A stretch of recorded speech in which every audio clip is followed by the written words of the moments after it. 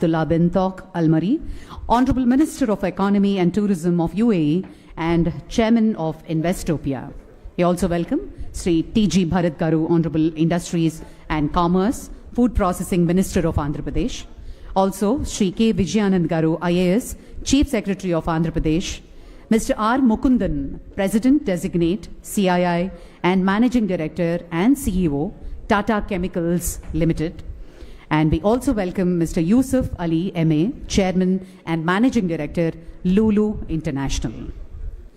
Ladies and gentlemen, it's an honor indeed, and we take the pleasure to welcome all of you. Vision is the art of seeing what is invisible to others. Very good morning to all the dignitaries, global investors, and innovators. It's an absolute honor to welcome all of you to Investopia Global Andhra Pradesh edition. I now request His Excellency Abdullah bin Tok Almari, Honorable Minister of Economy and Tourism of UAE, to present a bouquet to the Honorable Chief Minister.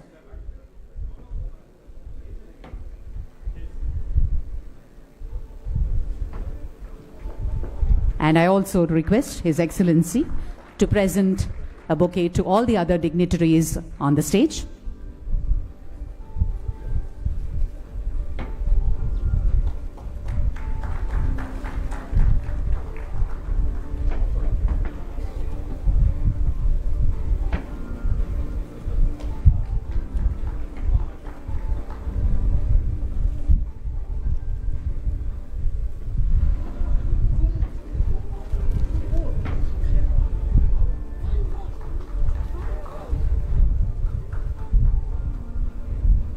And today, as this prestigious platform arrives in the heart of Andhra Pradesh, it signals something very powerful.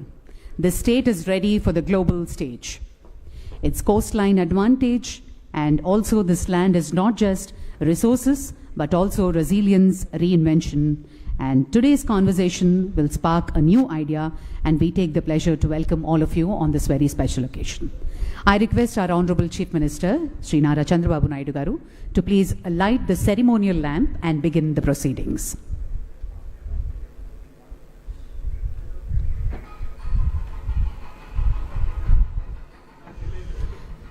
Investopia's first major initiative in India, and it highlights Andhra Pradesh as a fast-growing investment destination in South Asia. It initiated by the UAE in 2022 to drive future-ready economic conversations.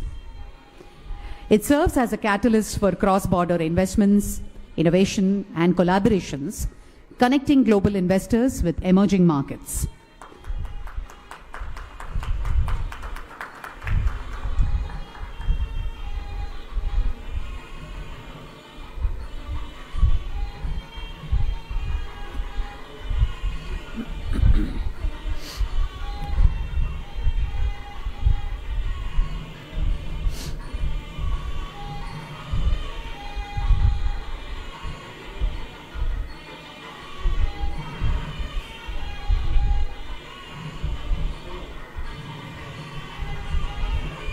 Thank you, sir. Thank you very much.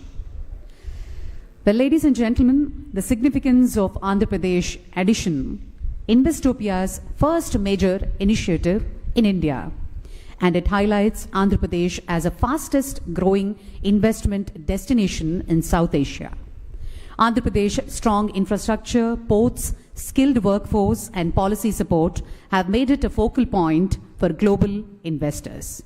We have a special audio visual about Investopia. Can we have the AV, please?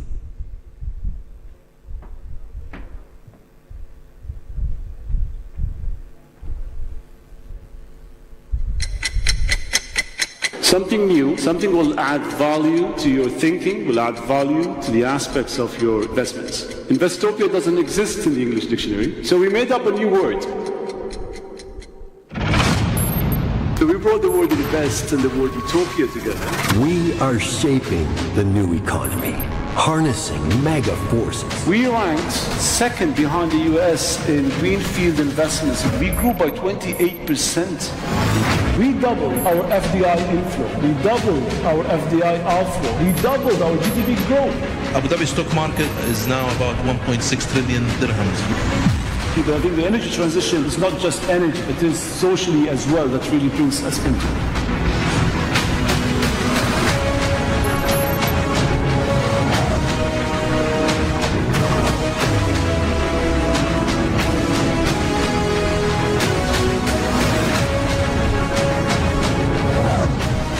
The next transition, green transition, is AI, satellite technology. The UAE is uniquely positioned as a global crossroads for business, energy systems, and innovation. The world moves forward. AI isn't just an upgrade, it's a game changer. The economy is around the corner. It's something that you guys are ready to invest in. To ensure that growth, we need to create technologies here that we can export to the rest of the world. Technology, communication is one of the big drivers of this, is driving force of resilience. Welcome to Investopia.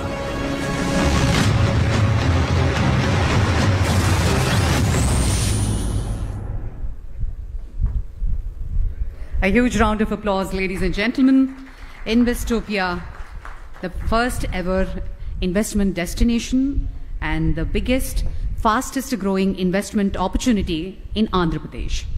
On that note, may I now request Dr. John Ferris, CEO Investopia, to give the welcome remarks.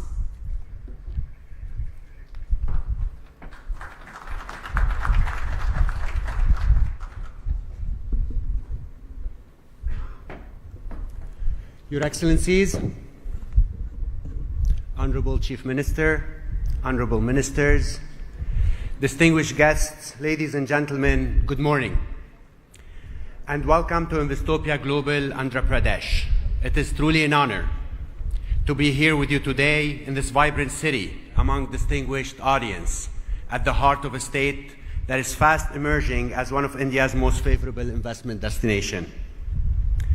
Investopia is a global platform launched by the United Arab Emirates with a clear mission: to shape the future of investment by connecting capital with transformative ideas, shaping the new economy and leading growth across borders, sectors, and geographies. Since our start almost 5 years ago, we've convened global dialogues from Abu Dhabi to Tokyo, from Singapore to Milan. We've hosted 4 flagship events in Abu Dhabi and more than 15 global events across the globe. We convened thousands of participants, including ministers, policymakers, investors, business leaders, and entrepreneurs. In India, in the past 3 years, we've been to New Delhi, Mumbai, and Chennai. And today, we're proud to bring this dialogue to Andhra Pradesh, a state that represents the new face of Indian growth and global opportunity.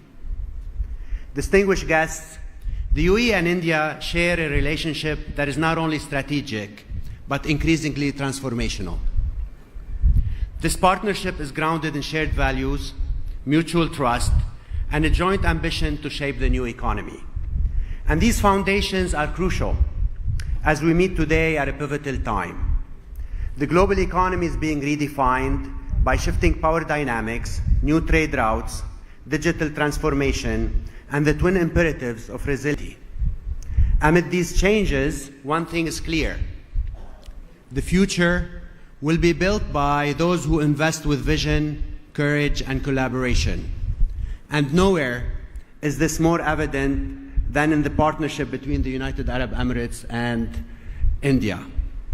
From the signing of the Comprehensive Economic Partnership Agreements, the CEPA, almost 3 years ago, to the bold launch of the India-Middle East-Europe Economic Corridor, the IMEC, from multilateral cooperation through the I2U2 initiative, to landmark private sector collaboration, such as ADIA and Mubadala's investments in Indian tech and infrastructure, Lulu Group's retail and logistics expansion, DP World's port and logistics projects across India, and many, many more. This partnership is deep, dynamic, and future-focused. Andhra Pradesh, with its strategic location, progressive leadership, and robust economic vision is emerging as a natural extension to this momentum, a critical link in turning global ambition into regional opportunity.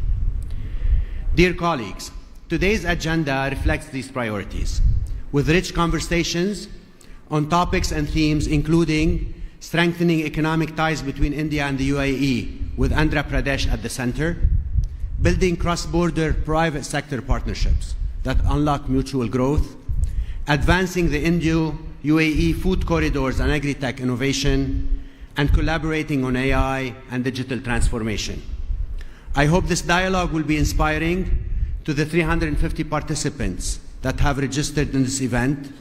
I hope it will spark new conversations and it will be the beginning of new partnerships. I invite you all to be part of these conversations and to join us, not only in Andhra Pradesh, but also in other Investopia global editions, and in particular, I'd like to invite you to our flagship event in Abu Dhabi next year on April 1st and 2nd. Before I close, I would like to take this moment to express deep appreciation to the government of Andhra Pradesh, Honorable Chief Minister, for your leadership, your hospitality, and warm welcome. I would like to thank our institutional partner, especially Andhra Pradesh Economic Development Board and CII for their support, and our distinguished speakers and participants who joined us here today from across the UAE and India. And of course, our chairman, His Excellency Abdullah bin Al Marri, the UAE Minister of Economy and Tourism, for his vision and leadership in driving Investopia forward. Let me close with this. From the UAE to India, from Abu Dhabi to Andhra Pradesh, let today be a start of a conversation that we would like to develop and continue in the coming weeks and months. Together, let us build the new economy, one investment, one partnership, one bold idea at a time. Thank you, and I wish you all a productive and inspiring day.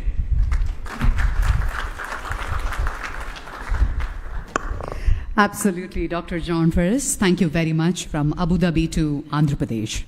On that note, may I now request Mr. Yusuf Ali M.A., Chairman and Managing Director, Lulu International, to give the inaugural address.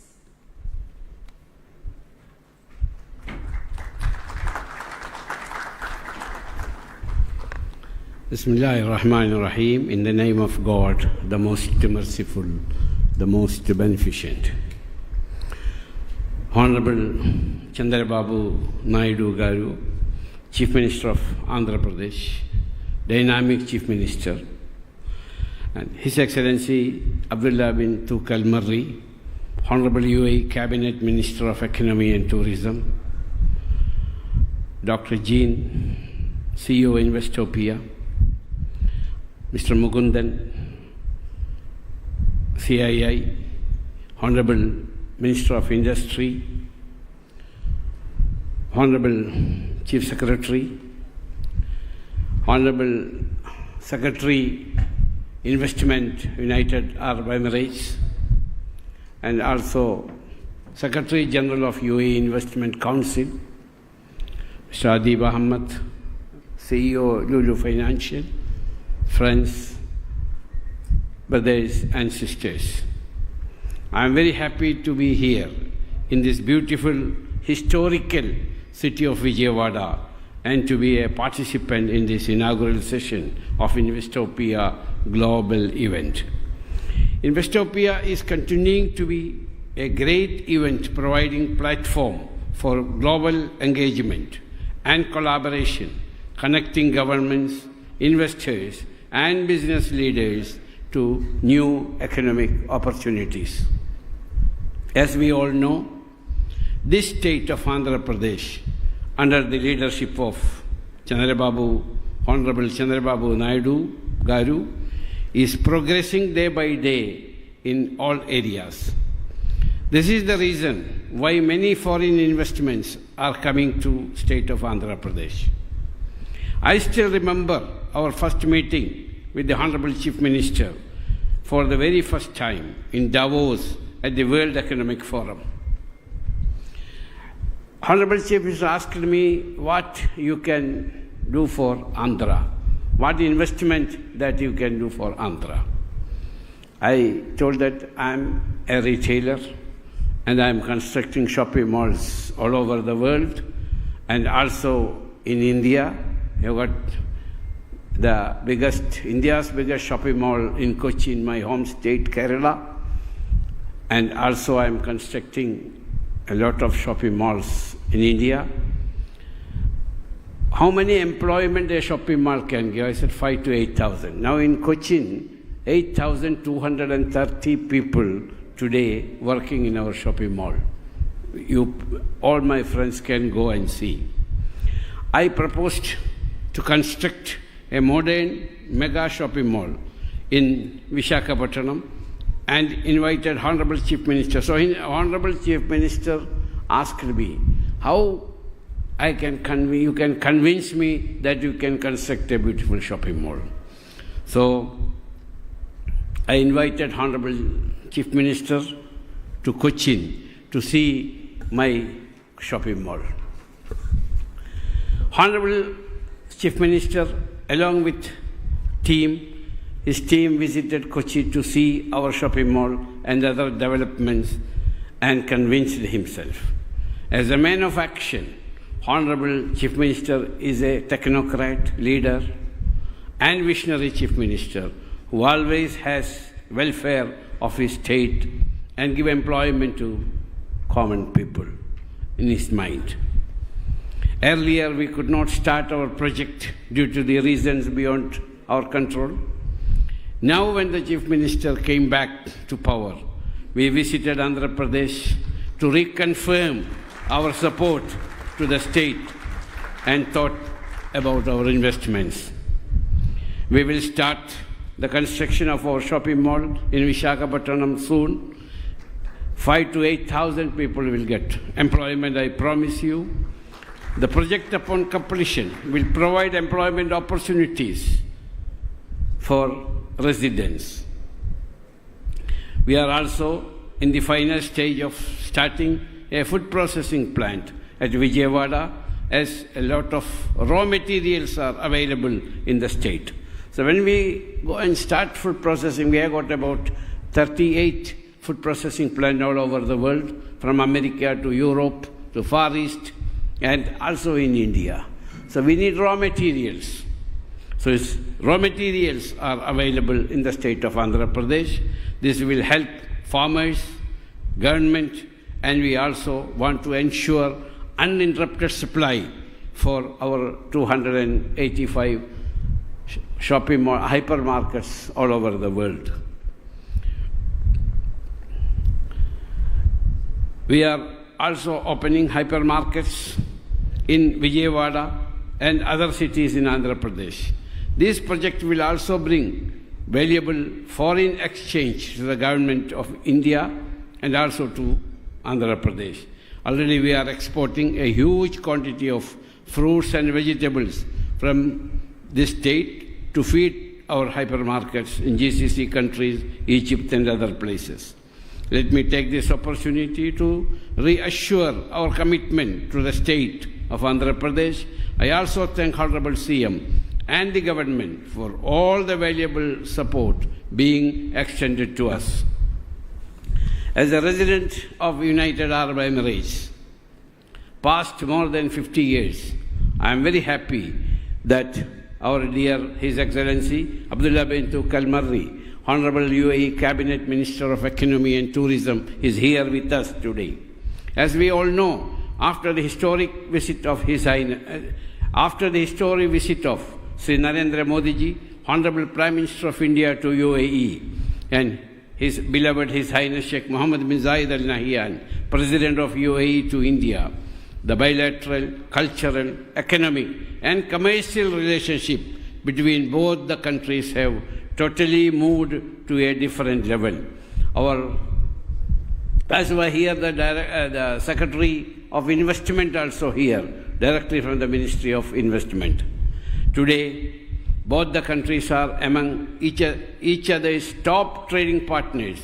India is marching to soon become a $5 trillion economy under the dynamic leadership of our Prime Minister Narendra Modi ji. The Comprehensive Economic Partnership Agreement, CEPA, was a landmark agreement between UAE and India, showing growing interest and strong relationship between both countries. His Excellency Abdullah bin Tuk was a key figure in the SIPA negotiations and subsequent implementations. UAE is progressing day by day under the leadership of beloved His Highness Sheikh Mohammed bin Zayed Al Nahyan, UAE President of UAE, and His Highness Sheikh Mohammed bin Rashid Al Maktoum, Vice President, Prime Minister of UAE and ruler of Dubai. Today, UAE and India are partners in many sectors. Both the countries are committed to continue their collaboration for their long-standing strategic partnership. The state of Andhra Pradesh can play a significant role in this partnership. In strengthening UAE-India economic ties, Andhra Pradesh can give gateway for investments. The state focus on many areas, including smart cities, tourism, technology, logistics, agri-tech, and food security, in line of UAE's vision for diversified economic growth. I am very happy our Secretary Investment is here, and he discussed yesterday, and today also he will discuss what investment UAE government can invest in state of Andhra Pradesh. I am sure this Investopia will be a huge success in achieving its objectives. With these words, let me wish this event all success. Thank you very much. Thank you very much, Mr. Yusuf Ali. And may I now call upon Mr. R. Mukundan, President Designate CIA and Managing Director and CEO, Tata Chemicals Limited, to address the gathering.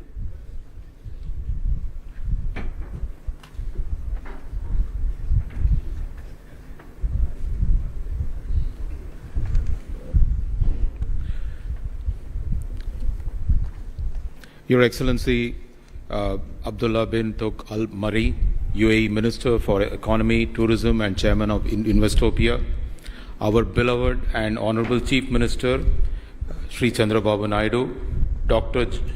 John Ferres, CEO Investopia, Mr. Yusuf Ali, Chairman and Managing Director of Lulu International, Mr. T.G. Bharat, Honorable Minister for Industries, Commerce, Food Processing of Andhra Pradesh, and Mr. K. Vijayanand, Chief Secretary of Andhra Pradesh. Good morning. It is indeed a great privilege for us to be part of Investopia Global Andhra Pradesh edition. This platform reflects our shared commitment to building bridges between India and UAE, especially at a time when economies around the world are seeking innovation-led, sustainable and inclusive development. We are very privileged, sir, to have our beloved Chief Minister, Mr. Chandrababu Naidu, here with us. A special welcome to you, sir. Please welcome again with a big round of applause.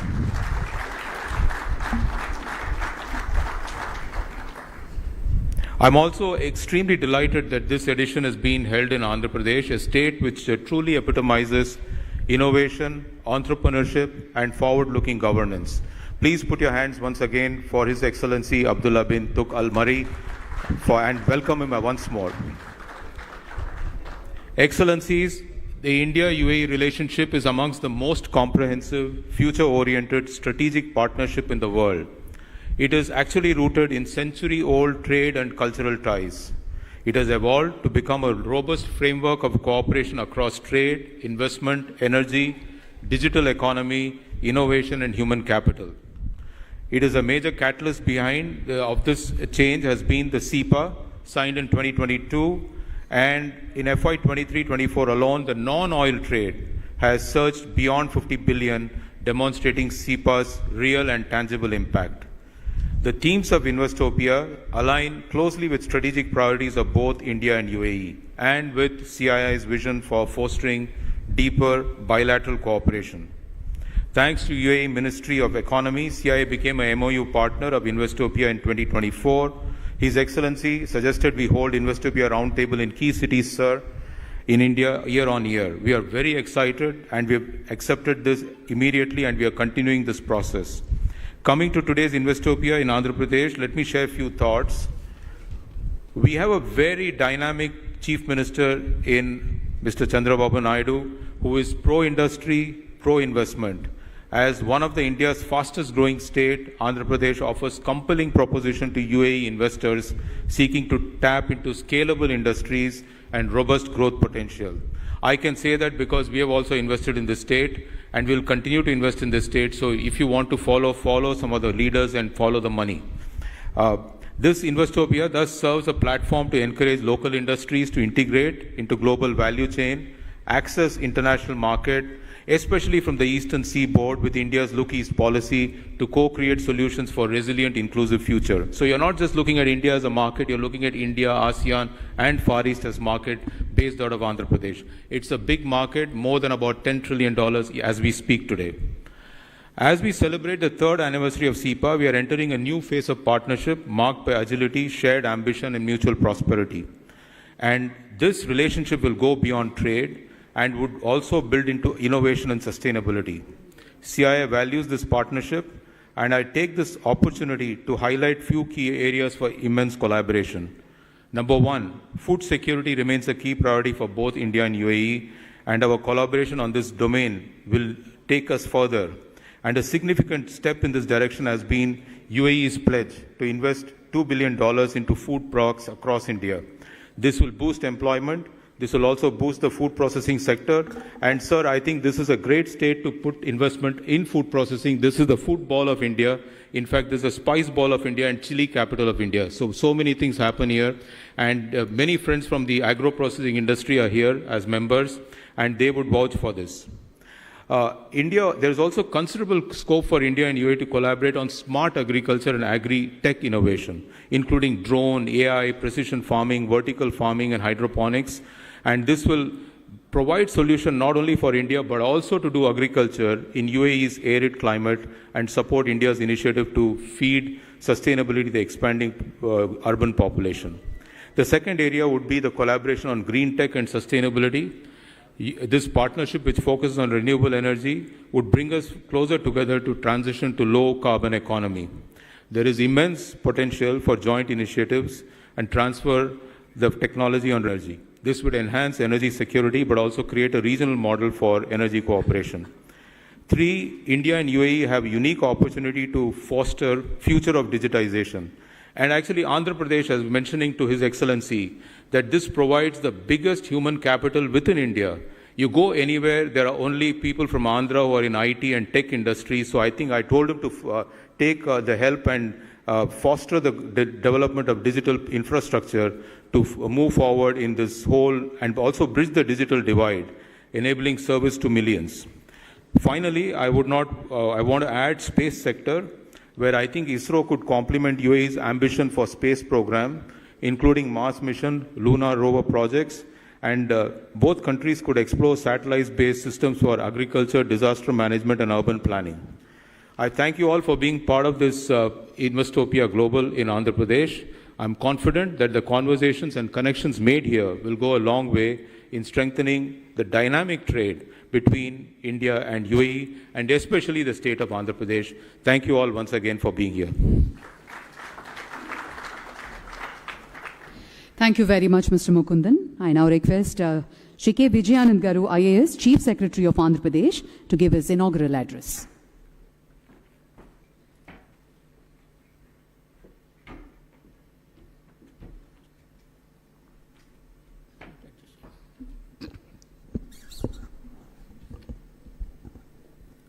Honorable Minister of Economy and Tourism, United Arab Emirates, His Excellency Abdullah bin Tuq Al Mari, Chairman of Investopia also, Honorable Chief Minister of Andhra Pradesh, Sri Nara Chandrababu Naidu Garu, Sri Yusuf Ali Garu, Sri T.G. Bharat Garu, and Sri Mukundan Garu, President Designate CII, Dr. Jane Faris, CEO Investopia, distinguished government officials, industry leaders, and esteemed delegates. I extend my warm greetings to each one of you. I thank Investopia Global for convening this pivotal forum. This forum brings together visionary leaders from India, United Arab Emirates, uniting minds from industry, policy, and innovation to shape the future of international collaboration and investment. We are deeply honored by the presence of esteemed dignitaries from the United Arab Emirates. Your commitment to economic innovation and global partnerships continues to inspire all of us who are present here. Your presence here today is a testament to the growing strength of the India and UAE relationship. It also highlights our shared belief that collaboration is the cornerstone of progress. The India-UAE relationship stands today as a model of modern economic diplomacy, which is rooted in shared values, mutual respect, and a bold vision for the future. What begins as a strong trade partnership has evolved into a comprehensive strategic alliance spanning energy, infrastructure, technology, food security, and innovation. The UAE is not only one of India's largest trading partners, but also a key collaborator in shaping the future of global supply chains in digital economies and sustainable development. As India marches towards its centenary in 2047, the UAE continues to diversify and globalize its economy. Both nations are uniquely positioned to co-create solutions for the world's most pressing challenges. Together, we are not just building bilateral ties, we are shaping a future that is inclusive, resilient, and globally impactful. India has emerged as one of the fastest growing economies in the world. By 2047, India aspires to become a fully developed nation with a projected economy exceeding $35 trillion. It is a shared mission that calls upon every state in the country, every sector, and every citizen to contribute. Andhra Pradesh has consistently played a catalytic role in national development and is also poised to be a key architect of India's transformation through industrial expansion, agriculture innovation, and human capital development. Under the visionary leadership of our Honorable Chief Minister, Sri Nara Chandrababu Garu, the Government of Andhra Pradesh has launched Swarnandhra 2047 vision document. This is a comprehensive vision and long-term development roadmap launched to transform Andhra Pradesh into a wealthy, healthy, and happy state by the year 2047. The state is among the first 2 states to release its vision document. Under the leadership of our Honorable Chief Minister, Andhra Pradesh has set an ambitious target to become $2.4 trillion economy by 2047. Andhra Pradesh is uniquely positioned to lead this transformation. With 1,053 kilometers coastline, fertile river plains, and mineral-rich districts, our state is a natural hub for agriculture, maritime trade, and mineral-based industries.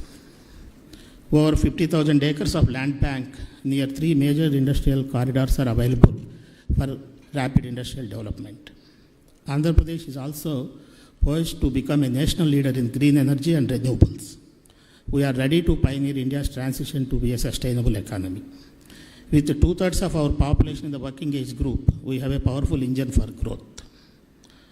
To realize our Honorable Chief Minister's vision for Swarnandhra, the focus is on the following key transformative initiatives: inclusive job creation and skill development to ensure our youth are future ready, a strong push for enhanced technological readiness and innovation to boost productivity and competitiveness, sectoral growth in pharma, electronics, shipbuilding, energy, and automobiles.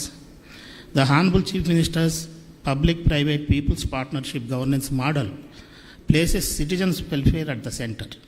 His vision is for development that is inclusive, participatory, and sustainable.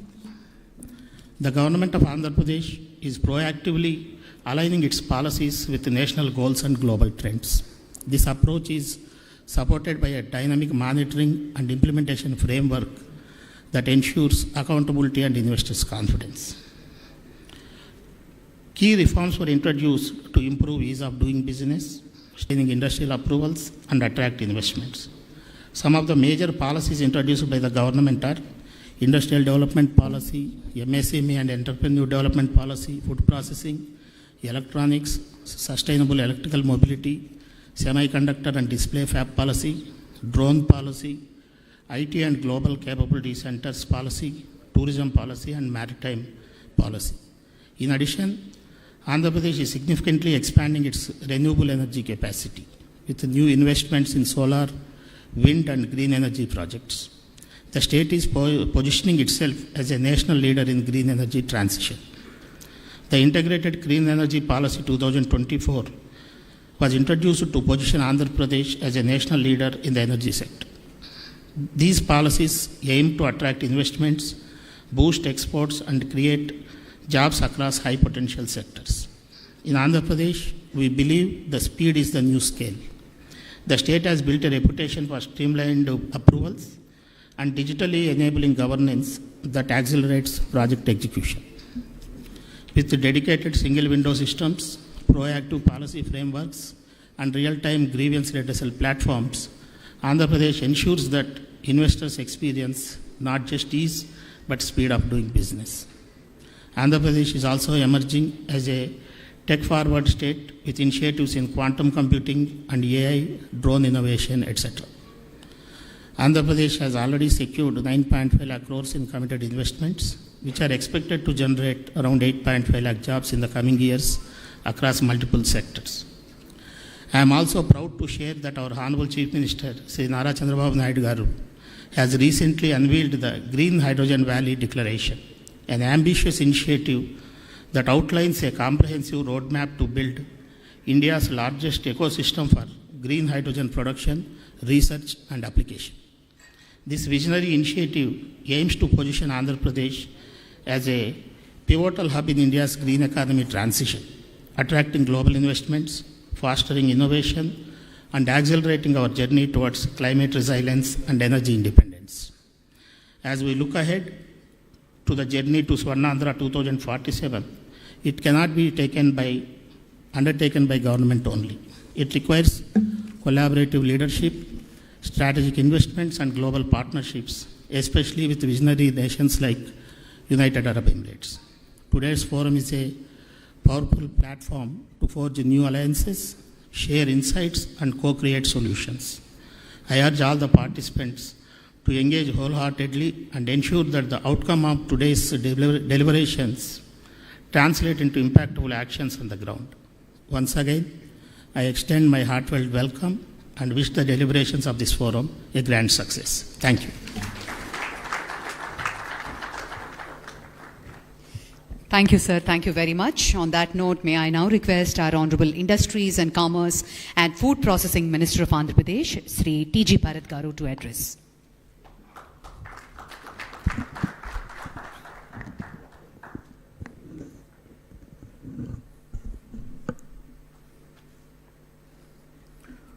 Our visionary Honorable Chief Minister, our visionary leader, Nara Chandrababu Garu, Our Excellency Abdullah Garu, Honorable Minister for Economy and Tourism, UAE, distinguished guests Yusuf Ali Garu, Mukund Garu, Vijayanand Garu, and Jane Fairs CEO, industry leaders and guests. It's a privilege to join you for this dialogue on the Indo-UAE Food Corridor, a partnership that truly embodies the spirit of trust, innovation, and mutual growth between our nations. As a Minister of Industries, Commerce and Food Processing of Andhra Pradesh, I am here not only as a representative of a dynamic state, but as a passionate advocate for a new chapter in Indo-UAE agri-food collaboration. In fact, my recent interaction with Emirati business houses and their commitment towards investing in India during the India Today, Investing for the Future conclave in Dubai. Regarding the partnership and corridor vision that we have, India and UAE share a deep, resilient bond elevated by robust diplomatic, economic and cultural engagement. Our bilateral trade now exceeds USD 85 billion annually, and the UAE stands among India's top 3 trade partners. The Comprehensive Economic Partnership Agreement has opened the doors to greater food and agri trade, with over 80% of tariff lines now duty-free. Andhra Pradesh stands ready to anchor this partnership as India's eastern gateway and a natural food corridor to the world. Andhra Pradesh and India's growth powerhouse has positioned itself as a front runner in India's economic resurgence. Our GSDP crossed USD 171.5 billion with a robust growth rate of 10.75% in financial year 24, outpacing the national average. Our state is India's number one marine exporter, contributing 45% of national marine exports, and is the country's largest producer of fish, shrimp, eggs, and key fruits like banana, mango, papaya, and citrus. AP has accounted nearly 20 billion in exports last year, ranking 6th nationally. We are strategically positioned with the third longest coastline, which is almost 1,053 kilometers. Our state's food processing ecosystem features Andhra Pradesh is aptly named as the food bowl of India. Over 5,565 food processing units, 9 mega food parks, and plug-and-play MSME parks across every district. 30% of India's fish production, 31% of shrimp exports, and 16% of national fruit production is from our state. More than 180 large and mega food processing units with major global and Indian brands investing in India in AP. State-of-the-art cold storage warehousing, almost 1.21 million metric tons warehouse and 1.6 million metric ton cold storage capacity, and APEDA supported pre-cooling and grading facilities for seamless farm gate to export logistics. In infrastructure, AP is India's only state traversed by 3 national industrial corridors, VCIC, CBIC, and HBIC, providing seamless multi-modal connectivity under the PM Gata Shakti grid. We have 6 ports, 4 new greenfield ports under development, and national highways, that is 16, ensure 4 to 6 lane access from clusters to ports. Our policy and incentives for AP is almost 45% to the capital subsidy, and we are doing ease of doing business as number 1 in India as of now, with 21-day end-to-end approval systems are there in place. So this is being launched by our new government, by Chandrababu Garu. In coming to innovation and skilling, we have 38.4 million working age people, over 250 plus engineering colleges. AP's workforce is one of India's youngest and most technically skilled. The AP Skill Development Corporation and world-class institutions enable agri-tech and food tech upskilling, fostering to job readiness and inclusion. We have recently inaugurated incubation center in IIT Tirupati dedicated to innovation and food processing, standing as a test statement towards our state's commitment towards resilient and sustainable future with food security. Coming to India UAE Food Corridor, a blueprint for the future. The Indo-UAE Food Corridor can unlock stable supply chains, resilient farm-to-port linkages, and world-class food parks anchored in Andhra Pradesh. AP's strengths offer UAE partners reliable year-round supply of marine, agri, and processed food exports, efficient cold chain logistics, and port-led export facilitation. Opportunities in joint ventures in food parks, logistics hubs, and R&D for sustainable value-added products. We invite UAE businesses to leverage AP's ecosystem, benefit from speed of doing businesses, and co-create next-generation agri-food supply chains for mutual food security and prosperity. In conclusion, AP is not just a destination, it is your partner for growth, innovation, and reliability. Let's script a new chapter in India, UAE food and economic cooperation anchored in India, Andhra's unique advantages. Thank you, Jai Hind.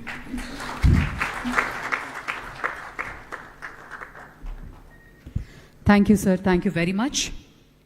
As one of the youngest ministers in the Arab world, His Excellency is spearheading the UAE's ambitious economic diversification strategy, fostering innovation, empowering entrepreneurship, and building bridges with global markets. He is the architect behind several major initiatives that position the UAE as a hub for future-ready sectors, including artificial intelligence, digital trade, and green economy. With a keen eye on sustainable growth and global collaboration, his leadership continues to shape the narrative of economic resilience and reform in the region.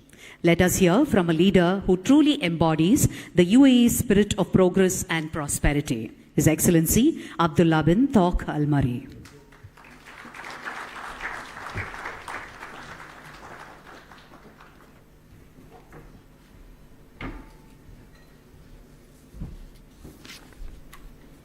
Excellencies, Honorable Chief Minister Chandrababu Naidu, friends from the UAE India community, namaste and good morning to everyone. It's a tremendous time to be here with you in a dynamic state of Andhra Pradesh, a region known for its entrepreneurial spirit. As the Honorable Chief Minister last night told me, how entrepreneurial this state and each household is. Innovation and your look as well to the global outlook.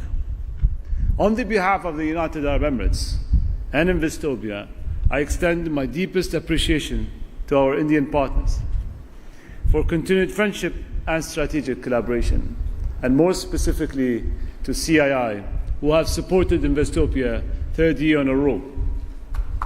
Thank you. Since inception, in 2021, a lot of people ask me why Investopia, why the word invest and word utopia came together. In 2021, if you remember the days of COVID-19, the days of aviation was down, tourism was down, retail was down, industries was barely operating. Days of an outlook that we do not want to go back to, a place where policymakers had to go into trenches to think about how to ignite economies. Well, I remember my trenches. I remember the days where I spent times to think. Well, I was thinking of not challenges, I was concerned, and the word Investopia came up. How do we invest in utopia? What does utopia mean? Utopia means the new things. How do we bring the new and the extraordinary of things? So in Investopia, I'd like you to share your minds and your thoughts. Yes, we're going to talk about retail. Yes, we're going to talk about aviation. Yes, we're going to talk about AI. But what's the new? As a young minister, I've been mentioned, I'm not young anymore, but 5 years ago I do. New is a part of now. It's a part of the now economy. How can I invest in the new? And the new is about 6 months down the line. I can't wait for the future economy. Future is 10 years down the line. And we want to push towards the new economies, create the new economies. So what's new in retail? What's new in innovation? What's new in industries, logistics, for instance? That kind of new that we want to share through Investopia and the world. And this is something which we come back to. As well in 2021, the UAE took path to sign the Comprehensive Economic Partnership Agreement. An agreement, when we signed it, with the first country was with India. Remember the days? It took us 88 days.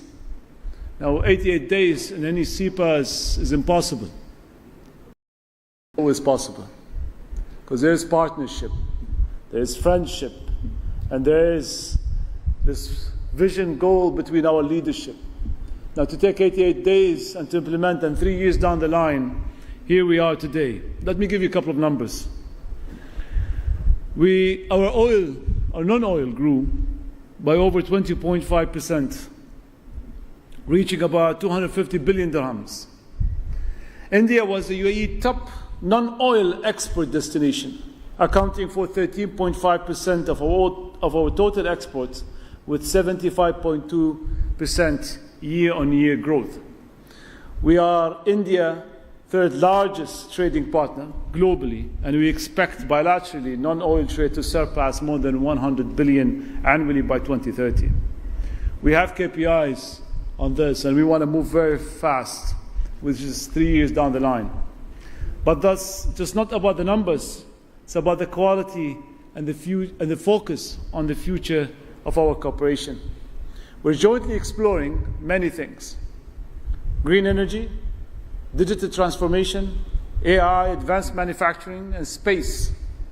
India ranks as the #1 source market for inbound tourism to the UAE, reaffirming its position as a cornerstone of our tourism strategy.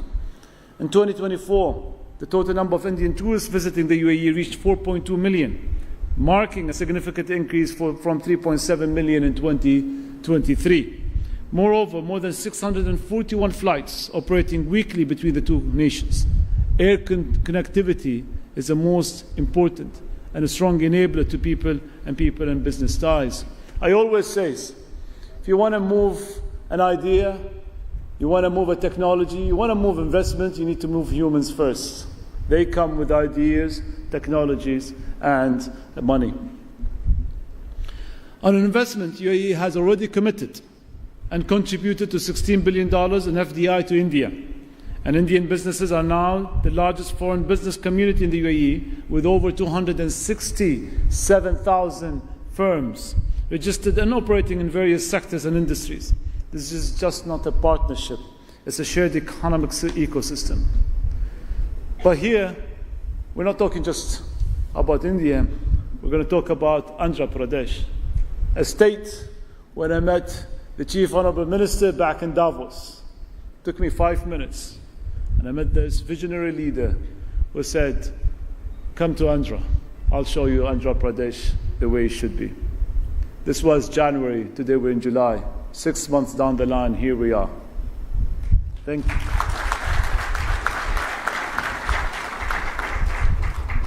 Well, Andhra Pradesh has astonished me. So many jewels, so many gems, so many things to see. Starting with opening my curtains this morning and looking at this beautiful state, the green state, and the beautiful rivers that you guys have, and the coastline and infrastructure that is built around it. I'm very happy to be here, leading a delegation from the United Arab Emirates to really explore the opportunities of synergies between us. We'll focus on infrastructure, we'll focus on technology and sustainability. We'll drive as well to attract more global investment and innovation to the state. And we are committed to build a resilient, people-centered growth in our partnership moving forward. We are confident that Andhra Pradesh can become a strategic node in UAE-India economic corridor. From port connectivity and logistics to food security, AR research, and clean tech deployment and potential is enormous. At Investopia, we aim to facilitate dialogue by bringing together sovereign wealth funds, venture capital, and policymakers. These are three enablers that has to come together for the new economies of Investopias. And we facilitate these dialogues to enable real investment deals through curated sectorial roundtables and Future 100 Startups roundtables. We would like to co-create innovation by supporting bilateral startup exchanges, incubation programs, and sandbox for future tech. Well, in closing, we are living in a very global volatility. The context around us is changing every 3 months. Grey or black swans are emerging and happening as we speak. But the UAE and India offer a different story. One of trust, one of openness, and one of a long-term vision. We are building bridges, not barriers, and I would like to take this moment to invite you all to launch partnerships. We do not want just trade, but we would like to build the future of economy together, grounded in sustainability, digital leadership, and mutual prosperity. Thank you very much for your attention.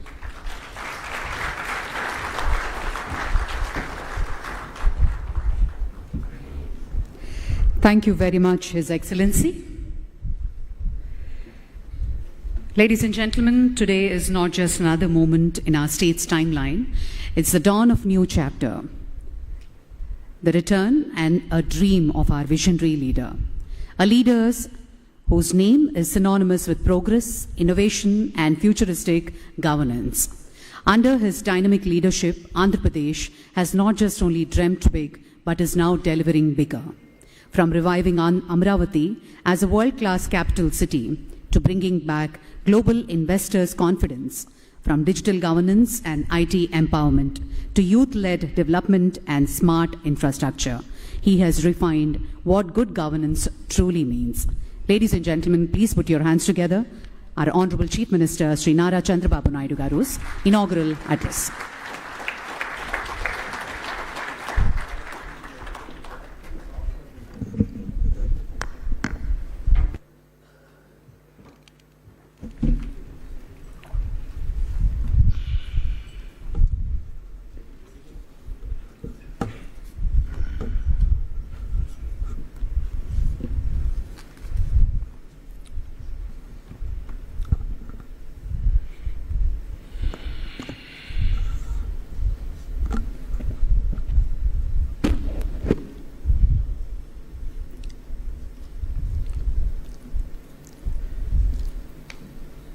His Excellency Abdullah bin Tawakkal Mari, Honorable Minister for Economy and Tourism, Government of UAE, CEO Investopia, Dr. John Ferris, CMD Lulu International, Honorable Yusuf Ali, MD, CEO Tata Chemicals, and also CAI, Sri Mukundan Garu, Honorable Minister for Industries and Food Processing, Government of Andhra Pradesh, TG Bharat Garu, Chief Secretary Government of Andhra Pradesh, Vijayanand Garu, distinguished friends from UAE and also from Andhra Pradesh and media. I am very happy today to meet all of you. Just now, His Excellency has told very clearly, I met him January in Davos. In that meeting, I request him to come to Andhra Pradesh. If at all you visit, first you come to Andhra Pradesh, then only you can visit other places. Then you will know what is the strength of Andhra Pradesh. He kept his promise. First visit after that, first visit he came to Andhra Pradesh. I really thank him. That is how UAE is maintaining their credibility. I am emphasizing here. If you see UAE as a kingdom, as a nation, different nations are having different advantages. Some of the provinces, they don't have any nations, they don't have any advantages. Always I am jealous of Dubai. 50 degrees temperature and above. And also it is only desert. Today we are all proud. They made heaven to live. And also we can make it very proudly, I can say, most livable place. That is how they created. As a logistics hub, not one area, you can name anything, they are number one now. Another thing, for the last 3 decades I am working with Dubai and UAE. I am seeing their progress. Same way, Hyderabad also I started. They started Internet City. I started High-Tech City. We promoted different areas, they promoted different areas. The way they market, the way they execute, amazing experience. Vision is one and execution is another. I really appreciate UAE and also Dubai. They are doing extremely well. Just now, His Excellency, Honorable Minister has made very clearly, 2021, all of us are afraid of Corona. Then UAE has gone differently. Even crisis is an opportunity. There, Investopia has come to picture. They are working in that. What Minister has rightly mentioned, I am very impressed. Do things differently, not routinely.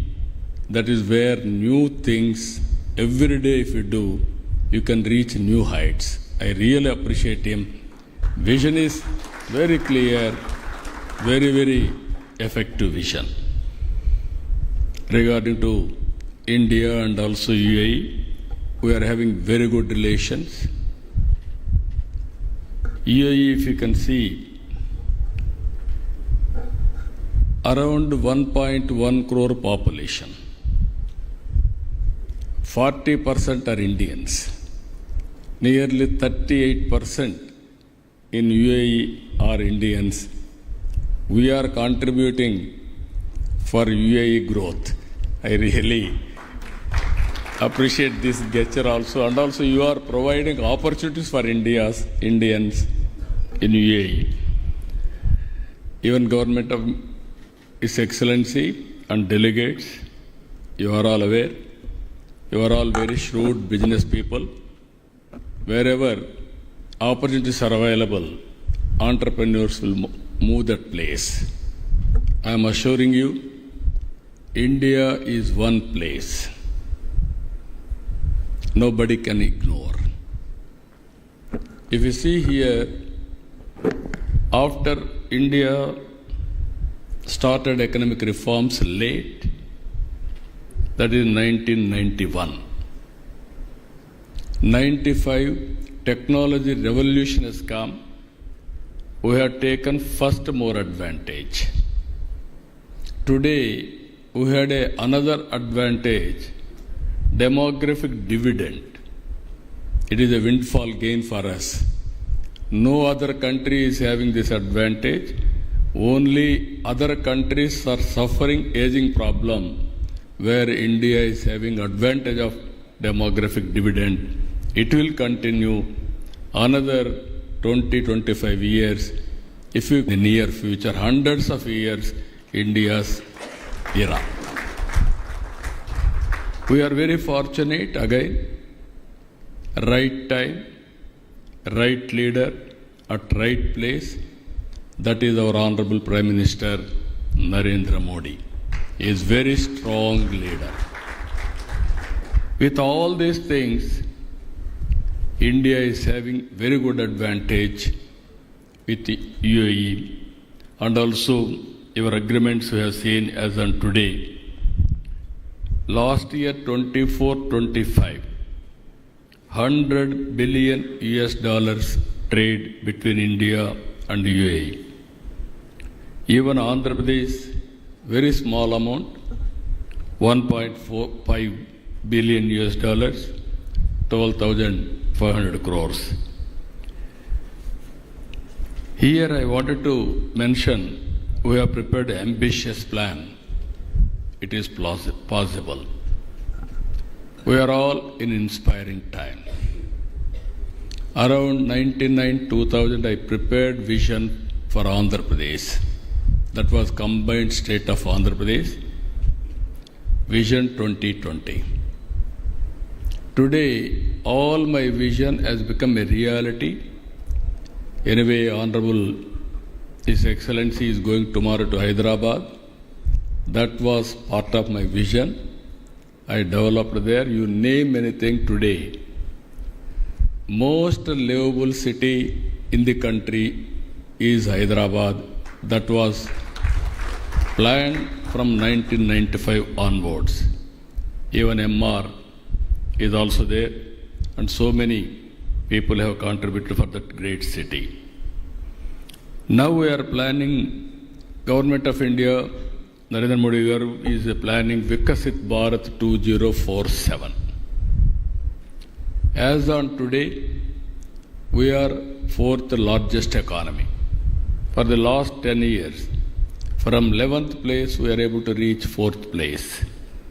By 27-28, we are going to reach third largest economy in the world.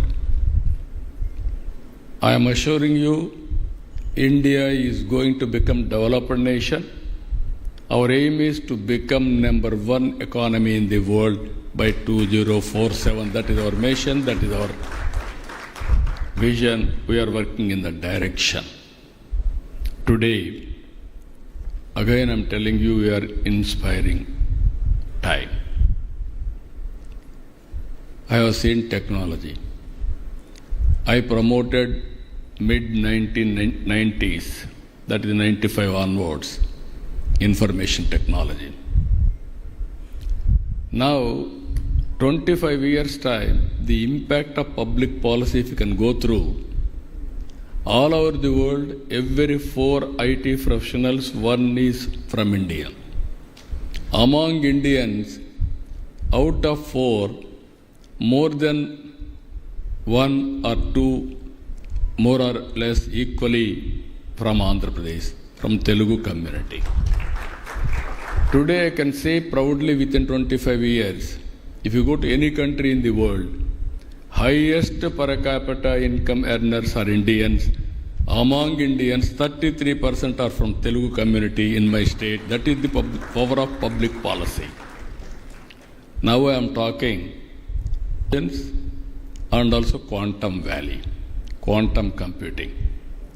First time in India we are establishing quantum computing. IBM, TCS, L&T, already we have come to an understanding. By 1st January 2026, quantum computing is going to operate from India, that is in Amravati. I am saying, America is having Silicon Valley. India is having quantum. All of you are here. I can say one thing, my government totally is online. WhatsApp governance. Around 575 services are online today. By August 15th, no citizen not necessary to go to any office. Tomorrow, once you decide to invest Andhra Pradesh, from then onwards, it is our responsibility to make it successful. All permissions will be given online. You need not go to any office. I am assuring you, this is my responsibility to handhold and get it done. This is how we are going to use. Already we are using technology in a big way. Even Dubai and also UAE is using technology. Here we are going one step further. India is having advantage of Aadhaar, unique authentication of every citizen. Even Dubai and also UAE is doing. And at the same time, we are making use of all these things. Family as a unit, how to bring geotagging of every house. Every family we are going to nurture. There is a data lake. There I can monitor every individual, every family, every program, so that we can empower every citizen. That is how we are working. By using artificial intelligence, your name, health, education, skill, everything we are going to plan. By doing all these things, our plan is 2.4 trillion economy. Per capita income is $43,000 by 2047. It is India, I know UAE already reached $50,000. We wanted to compete with you. We are having everything. And also, you are having all opportunities here. Friends, you are all aware, our goal is wealthy, healthy, happy society. That is our goal. No poverty in Andhra Pradesh, that is our mission. For this, we are launching one more program as on today. P3 Public-Private Partnership. Through Public-Private Partnership, we are doing all infrastructure works, even roads, airports, ports, telecommunication, power, everything.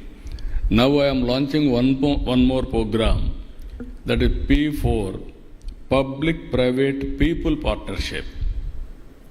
High net worth individuals top 10% as to adopt bottom 20%.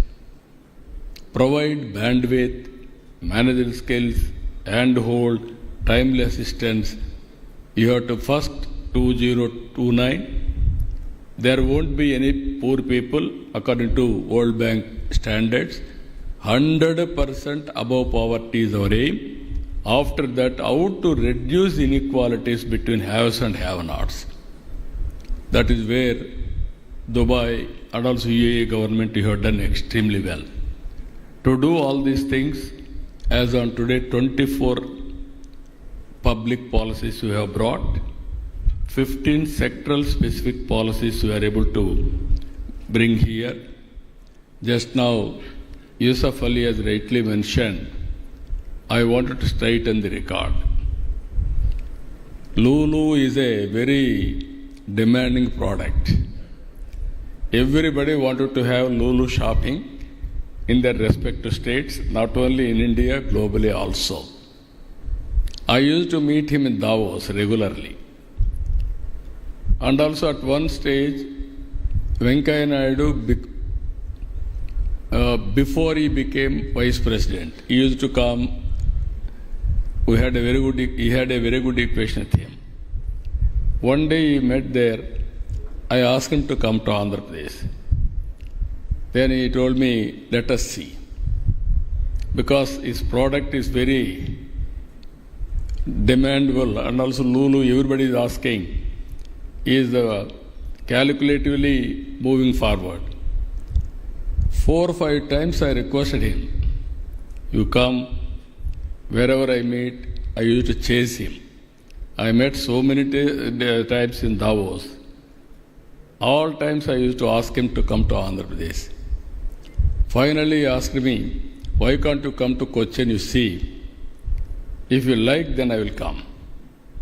All the way to get his shopping mall, I spent one day by going to Cochin and see his shopping mall. Then only he agreed to come to Andhra Pradesh. But very unfortunate, 5 years it was delayed, 6 years. Now I am confident he is going to start tomorrow. He is going to start at the earliest.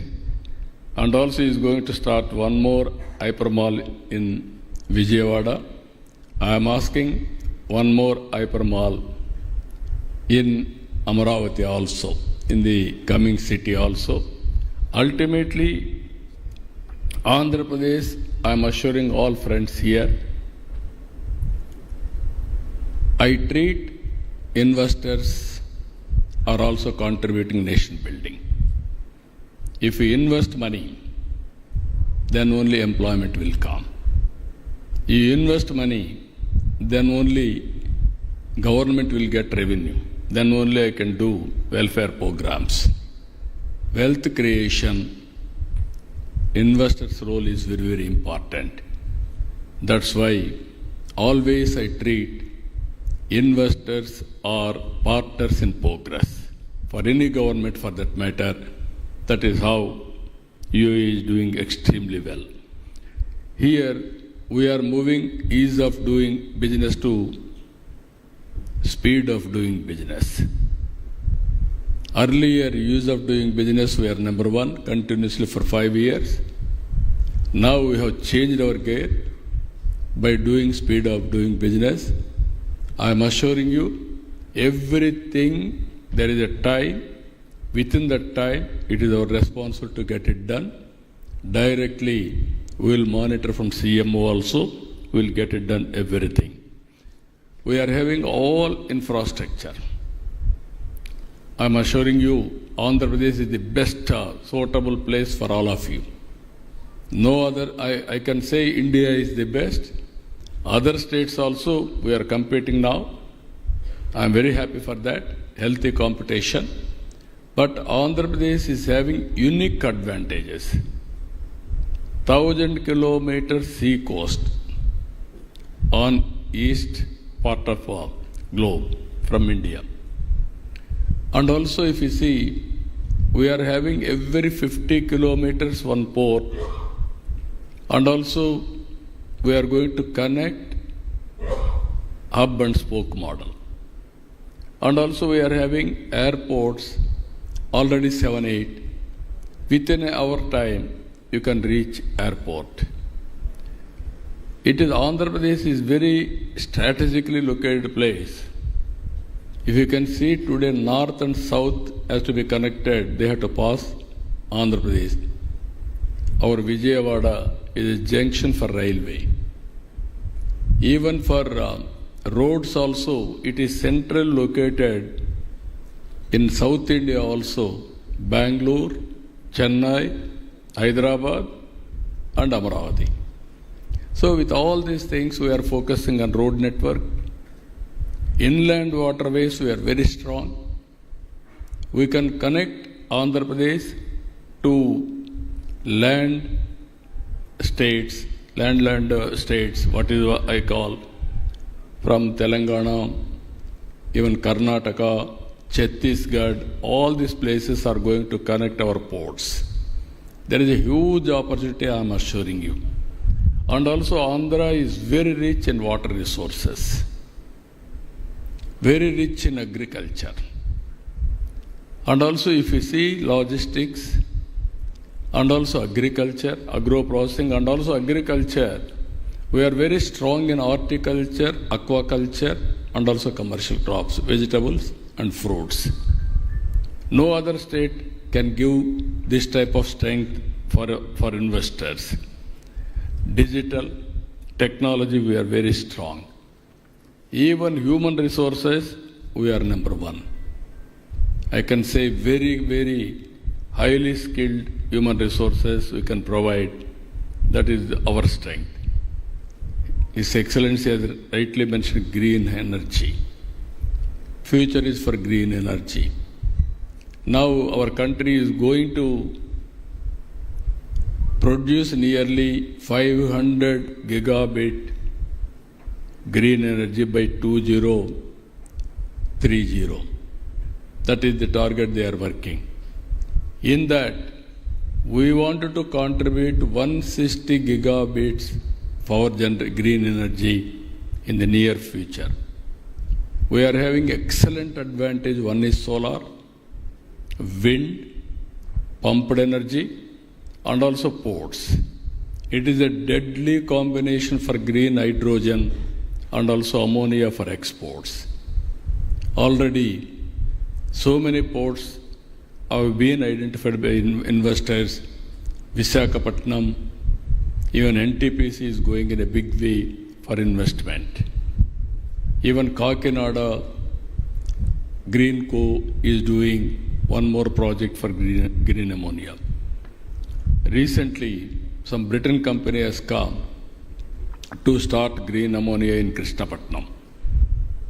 That is where recently announced 1 year action plan, declaration of Amaravati on green hydrogen. Now we announced green hydrogen valley is from Andhra Pradesh. First hydrogen valley is from Andhra Pradesh. You name anything, everything will come. That is how we are working. One thing, technology, quantum valley. Second thing is nature, how to protect green energy. If we can go green hydrogen, that is a game changer. These are all new technologies we are working. And also with all these things, again, tourism, even UAE is very strong. We are having all beautiful places, excellent water. If you can go to Polavaram to Bhadrachalam, there is a Papikondalu, inland waterways. You can see beautiful place. And also there are excellent places of Araku Valley, Lamsingi. They are all known Kashmir of Andhra Pradesh. These are all very good locations we are having. And also Madanapalli, and also so many temples. I can say proudly, always from Hyderabad, first flight to Makkah, Aj I created from Hyderabad, and also Aj House I created from Hyderabad. These are all various things I am going to announce very short. From Amaravati, that is Vijayawada, special flight from here to our Aj pilgrimage to Makkah we are going to organize very soon. With all these things, partnership, there are a lot of opportunities. Friends, you are all here. 2 days we are going to discuss ports, shipbuilding, logistics, even DP World. I had a discussion in Davos. They promised me they will come. Today they are all here. I am telling you, if you work with the government of Andhra Pradesh, we will take to the logical conclusion. I am assuring you I will extend all the cooperation for you. We can work it out with clear vision and dedicated timelines. There is a very good opportunity for commercial and also hospitality and also tourism. And also we are having advantage oil, gas, petrochemicals, even Abu Dhabi National Oil Corporation to develop Molapeta, petrochemical hub, and also new energy potential, how to tap. You can work with us. That is one more opportunity. Green energy, sky is the limit. I am assuring you, if you can come with all new technologies, you can make your investment safe and also very good destination. And also we are having all advantage data centers. Even very soon, Google is going to come to Visakhapatnam, biggest data center after USA. They want to start in Visakhapatnam. I am assuring you, not only one. You name space, we will be number one. You name drone, we will be number one. Electronics, aerospace, all future technologies we are focusing as on now. And also we are reinforcing agriculture, agri-tech. And also with Bill Gates Foundation, we are working on health, one of the most prestigious project on health space. It is all health records will be online, digital health records. And also we are going to use AI in a big way for patients, how to treat, and ultimately preventive health, real-time monitoring, and also curative or cost-effective phase we are working. This is also one of the biggest projects. Ultimately, friends, trust is important. Trust cannot build overnight. It is a matter of time. Now you are all watching. What our minister has rightly mentioned, if I say something, I will implement. He promised me that he will come here. He demonstrated without fail. That is where I like UAE and Dubai. You are all working now how to promote investment. Investopia. Now, you are having 3 meetings a year in India. I am requesting Honorable His Excellency, you brought your investors. My investors are here. It is a win-win situation. Every one of you has to start one project. I requested you last night, 50 billion US dollars investment in Andhra Pradesh. He promised me more than that I will bring. I will be very happy.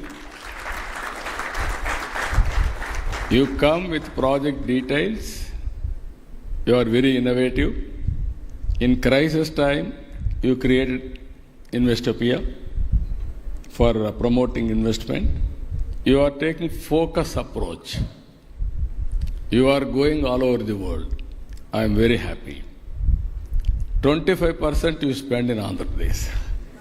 Your time, not your resources. Then you will see the change. You test me, you test my government. If we deliver, then move forward. If we won't deliver, leave us. This is a challenge I am making, Your Excellency. From zero time today, already started. From now onwards, we will work together. I am assuring you, you bring the proposal, it is our responsibility to clear and keep our word. Either incentives, we are number one. Speed of doing business, we are number one. And also credibility, we are number one. It is not one-day credibility. For the last 3 decades, we established that credibility. There is a proof of concept. You are going tomorrow to Hyderabad. My vision has made a reality. You go and see. Then you have any belief, come back, we will work together. With this, friends, investors, I am always pro-reformer. I am always pro-investors friendly. This is not for me, for my people. I want jobs. I want to eradicate poverty. To eradicate poverty, I want to create wealth. There I am only a facilitator. I will bring ecosystem players together for creating wealth. Again, I am telling you, year on year you can watch how things are moving from Andhra Pradesh. I told you so many opportunities. One more thing I am telling you. God has given me one.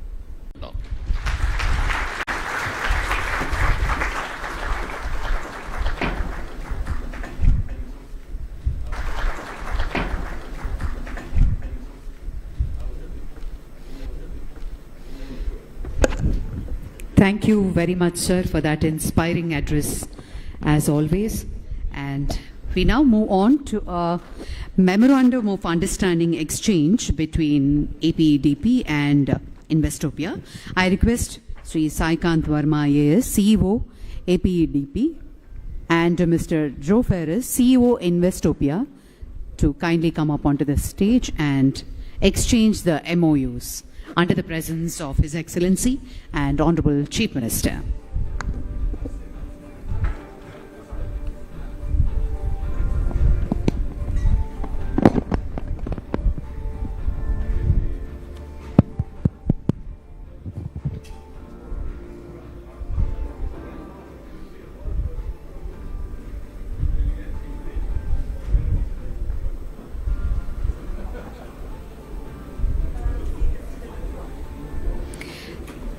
And on that note, I take the pleasure to thank each one of you for attending Investopia Andhra Pradesh edition. And also on behalf of the Government of Andhra Pradesh, we thank each and everyone, honorable ministers and dignitaries, for joining this inaugural session. Thank you very much, ladies and gentlemen. Thank you.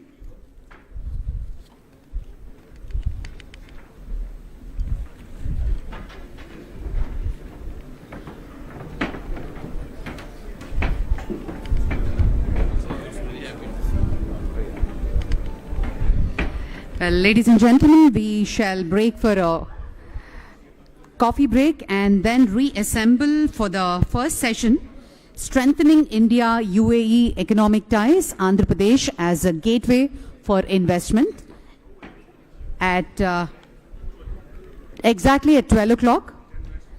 And we have 10-minute coffee break. Thank you very much.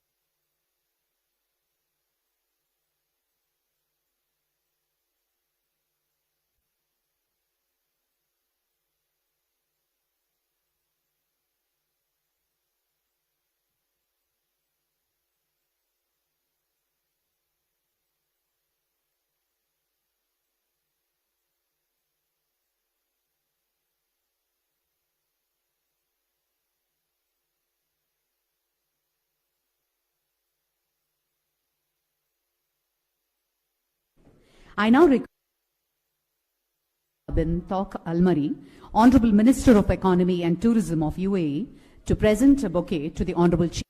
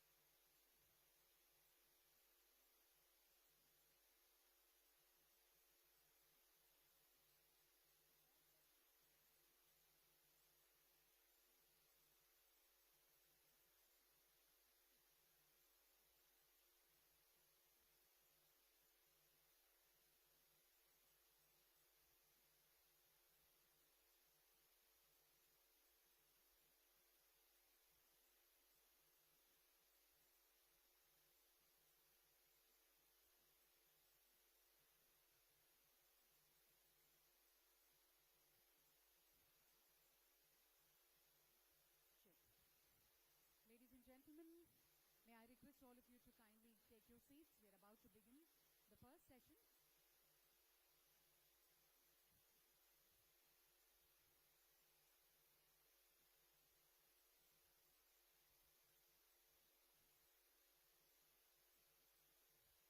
Requesting all the delegates to please come and occupy the front row of seats. Please come forward, sir. Please come and occupy the front rows.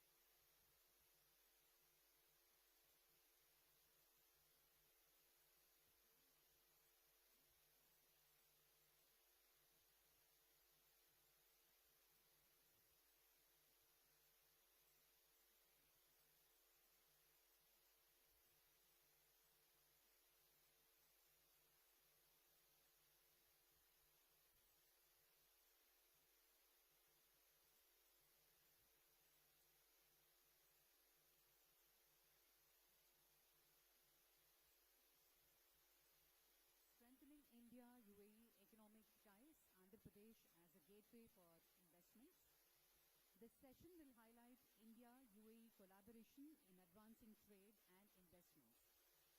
With Andhra Pradesh positioned as key gateway for global investors, speakers will share insights on the state's proactive policies, infrastructure readiness, and sectoral opportunities that align with UAE's investment interests. And this session, to give the special remarks, may I call upon Srimati J. Sneha Jha, IFS, Head of MEA Branch Secretariat, Hyderabad, Dr. N. Yuvraj, IAS, Secretary, INC, Government of Andhra Pradesh. And I also call upon Mohammad L. Zaroni, Director of External Investments at UAE, Ministry of Investment, UAE.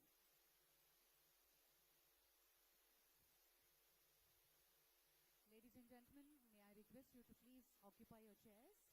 Please be seated. We are about to begin the session.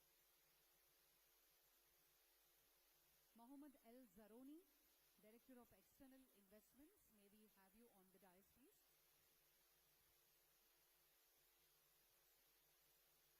And now I hand it over to Srimati J. Sneha Jha.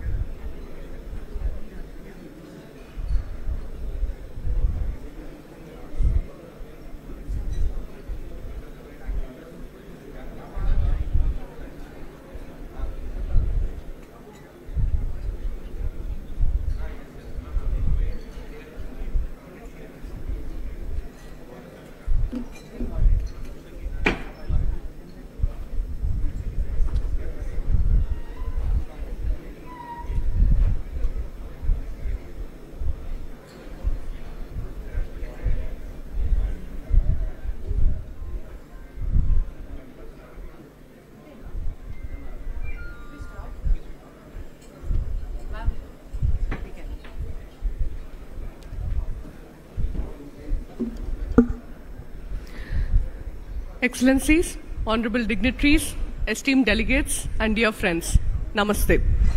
It is an honor to be part of this important session under the banner of Investopia, Global Andhra Pradesh, a forward-looking platform that brings together investors, policymakers, innovators to shape the economic landscape of the future. I commend the UAE leadership and the organizers for fostering the spirit of global collaboration. Today, we are here not only to deepen the growing economic partnership between India and the United Arab Emirates, but also to spotlight the exciting investment opportunities that a state like Andhra Pradesh offers to the world. The India-UAE relationship, as our previous distinguished speakers have already mentioned, is anchored in trust, shared values, and mutual ambition. Over the years, it has matured into a comprehensive strategic partnership spanning trade, technology, energy, and culture. In financial year 23-24 alone, our bilateral trade stood almost at $83 billion, making UAE India's third largest partner and second largest export destination. The Comprehensive Economic Partnership Agreement that was signed in 2022 has further reduced trade barriers, opened new sectors, and energized our commercial linkages.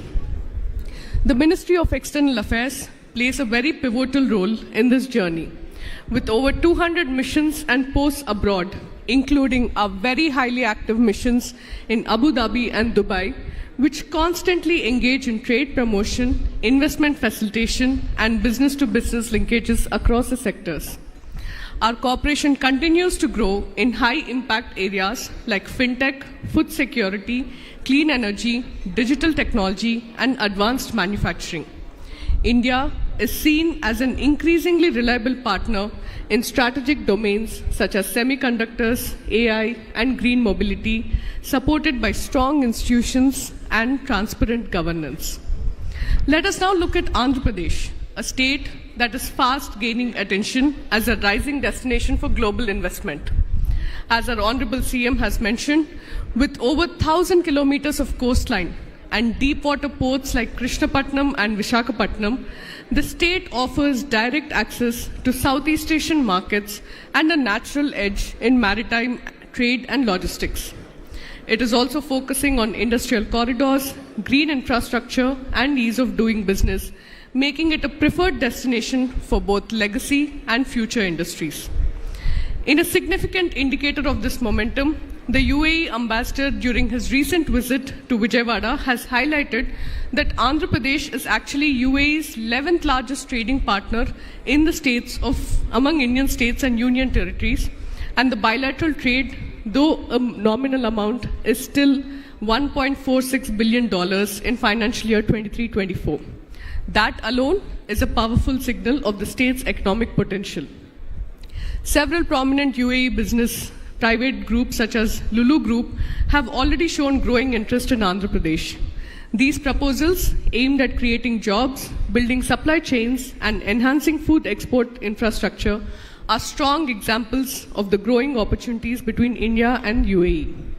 Moreover, UAE companies are also exploring opportunities in green hydrogen, renewables, and port-led development areas where Andhra Pradesh is already building capacity and aligning with global sustainable goals, including those emphasized under COP28 and the UAE's net zero roadmap.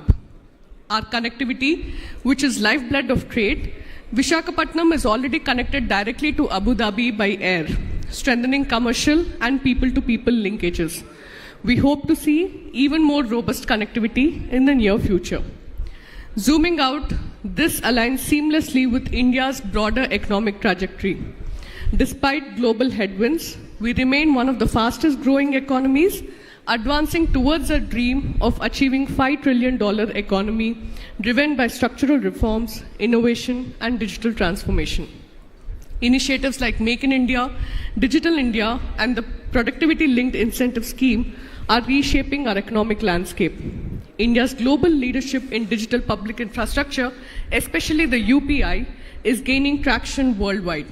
And in that spirit, India and UAE are already exploring interoperability between India's UPI and UAE's AANI platform, a step that will enable secure, real-time cross-border payments for business platforms like Investopia matter. They connect more than just capital, they connect ideas, ambitions, and cultures. The Ministry of External Affairs remains committed to supporting these engagements. Our States Division works closely with Indian states to amplify their global presence and investor outreach. Our missions abroad stand ready to facilitate and guide every step of the investment journey. Before I conclude, I must also recognize the extraordinary contribution of the Indian diaspora in UAE, which is a vibrant and respected community of 3.5 million people. They are the living bridge between our two nations, fostering enterprise, trust, and connection every day. India is ready, confident, and open to deeper partnerships. Let this session unlock new synergies between governments, investors, and innovators for a future that is sustainable, inclusive, and full of promise. Thank you, and Jai Hind.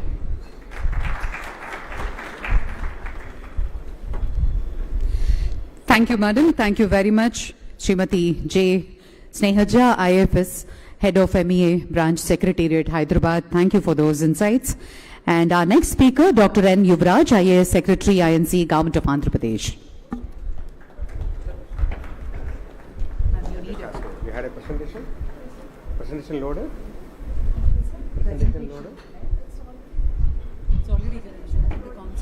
Can you verify? Okay, so good morning to all the participants of Investopia today happening at Vijayawada. I'm very happy that our inaugural session with the presence of His Excellency Honorable UAE Minister and our Honorable Chief Minister has went on well, and we hope that this particular interaction with the UAE side, what we have decided with the government of AP, will take to the next level very shortly. And on the dais, we have from the UAE side a senior representative to talk about the investment opportunities there and what they want or what they're asked from the UAE side.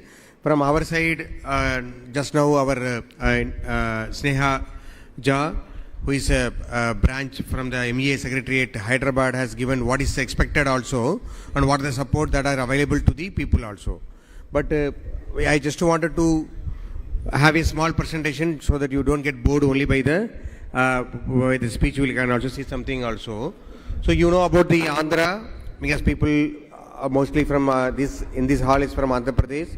We have, it's a small economic snapshot which shows that we are the 8th largest state, bigger than Tamil Nadu, and also we are also very good, having a very good trade relation with UAE also. So what makes us today very much advantages our the future ready workforce only. So these are the overall trade with the UAE, which tells about which are the major component, like shipboard building. Based on the right side one shows about the overall Indian things and also what we are doing to the various countries also. So export is one of the major attraction in Andhra Pradesh, mostly focused on shrimp and the seafood, pharma, and also the food processing and other related to food items. So what we wanted to show is that the state is abundant with the natural resources, which you know that about the people told that it's a rice bowl, it's a food bowl of India. So you have all the food products there. Along with that, we also have an industrial ecosystem wherein the infrastructure is quietly come. The Chennai-Calcutta road and rail crosses through the entire state of 1054 kilometers. Now also the ports, we already have 6 operational ports and 4 more ports are also being made, and we are also developing some for fishing harbour. There is also a shipbuilding cluster also planned. With that, you can see along the coast for every 100 kilometers you will have one port, and if you count every 50 kilometers you will have either port or a fishing harbour. That way it is planned so that the sea coast can be opened up. Today the trade of the eastern coast and western coast, if you see from the India which is going outside the country, 40% is from western side and 40% from the eastern side and 60% from the western side.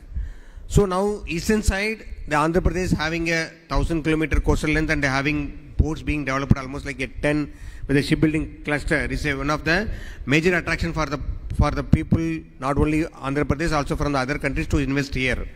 And also the other advantage is we have 3 industrial corridors, like major cities surrounding the state is Hyderabad, Bangalore and Chennai. So we have connecting these cities industrial corridors like Chennai, Bangalore, Hyderabad, Bangalore and Vizag, Chennai. So that we also have a huge land availability to promote industrialization along these particular corridors as well. And we are given what is the land available also. Besides that, if somebody want to start their shipbuilding or ship repair issues also, we have the land at this particular start land which we are given also. And a port which I already talked to you that we have around what is the operational capacity available. We have a major port from Government of India at Vizag, is the oldest port, and we also have ports adjoining it like Kakinada, we have Gangavaram, we have Krishnapatnam, Kakinada also we have one more port also being coming there. So with the new ports it will be able to go for another additional 100 metric tons capacity operation, so that it will be able to do along this one also. And Ramayapatnam port, you are also aware that we are having a refinery with the BPCL. The BPCL is talking to some of the partners with UAE to get the petrochemical complex also there. So these ports will be able to give more and more options for the eastern coast side trade to the entire globe. And we are also given what is the projected capacity if both the phases of these ports are developed. Like every port is having around 100 million metric ton per annum capacity, handling capacity for both the new ports also. And also on the airport side, yes, the connectivity is an issue presently. People would have had to have some detour to reach to the place. But with the Honorable Chief Minister vision, we are also developing new ports also. So we are also asking the people who are interested to come and have a logistics side of the ports also. We are ready to have a partnership with the peoples, because new ports is coming, and the port also has a adjoining area for the MRO facility also. We have presently state-owned airport is there at Kurnool, okay, which you see here also. The Kurnool airport can be converted into a fully logistic hub as well, because we have the land adjoining to it. So if anybody is interested also, we can do it. Like what our Lulu chairman told, Mr. Yusuf Ali told that he wanted to develop that food processing from the Vijayawada.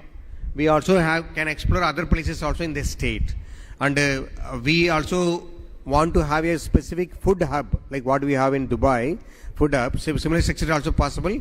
We have land available across the coast where we can start this activity also. So we request any investors from India and or AP and UAE want to collaborate and involved in that also. We are ready to facilitate that also.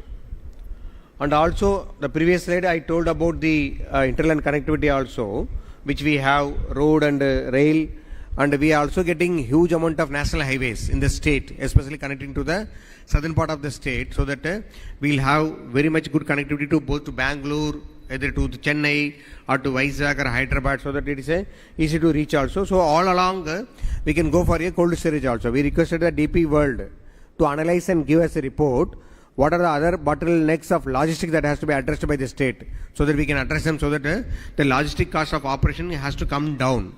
What our CM envisages is the logistic cost of operation today is almost like a 14%. It has to come down to 8%. That is 6% reduction is possible, provided we are able to close these particular gaps.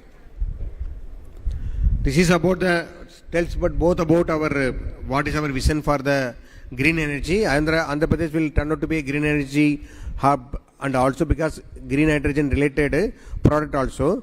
Government of India declared green hydrogen hub at Visakhapatnam, in Visakhapatnam, okay, with the support of NTPC. Now we requested anybody interested on derivatives of green hydrogen, it can be green ammonia or some other products also, we are ready. AM Green is starting a similar project in Kakinada, which is going to be operational next year.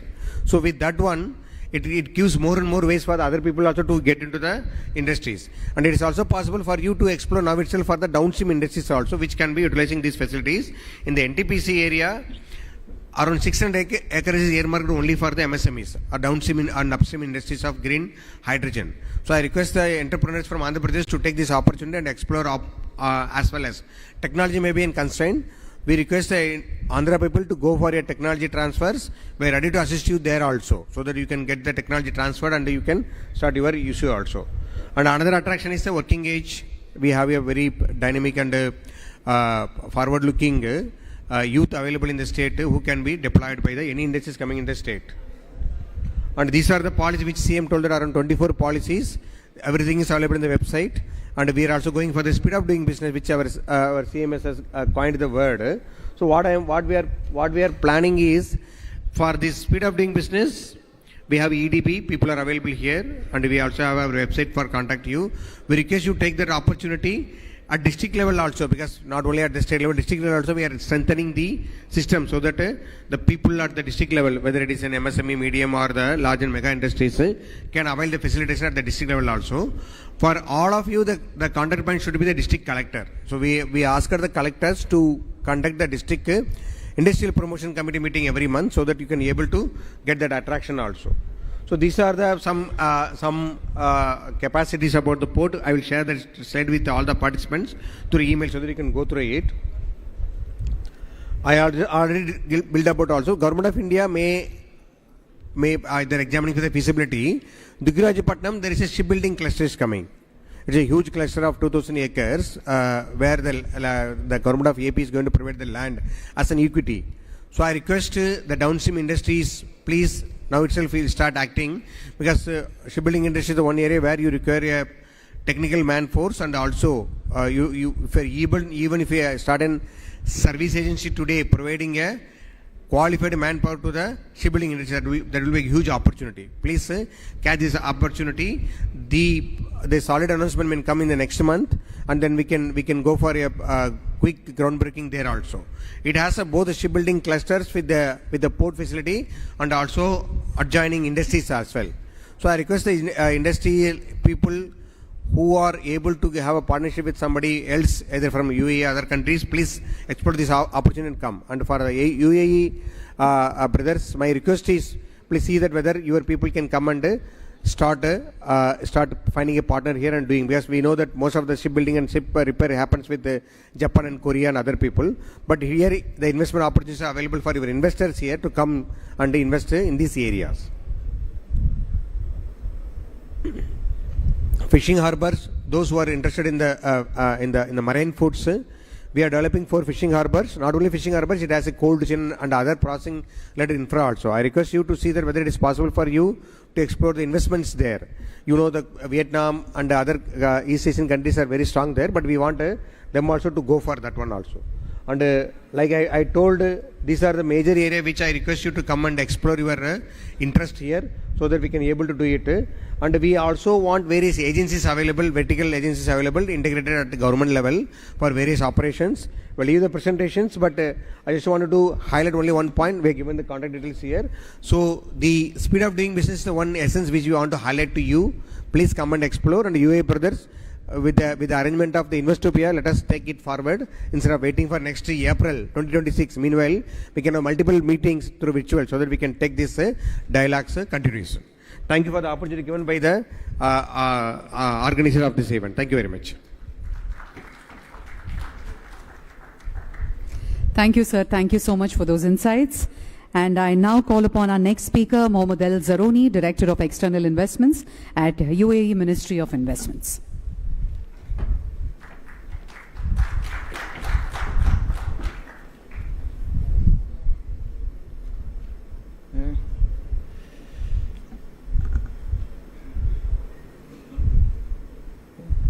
Good afternoon, everyone. First of all, thank you for having us here, for allowing us to host this Investopia, partner with the Ministry of Economy, the team here. Thanks to them for all this hard work that they've put in for this. Now, for my presentation, or my speech presentation, I just wanted to give perhaps an overview of the UAE for those who don't know about it. I'm sure that most of you know, but perhaps some of you wanted some more information, so let's delve into this. Okay. So we'll start off with the UAE as a whole, as an economy. It's a $500 billion economy. It's a very small country, but around $500 billion economy. And one of the numbers there that is quite enticing is the assets under management that we have. Over $2 trillion of assets under management. in the UAE, managed by our sovereign wealth funds, whether it's Mubadala, whether it's ADQ, whether it's ADIA, ICD. So we have multiple different sovereign wealth funds that manage all of this money back home in the UAE. And this is all international investments, actually. It's not only in the UAE located, but it's mostly all around the world, including India.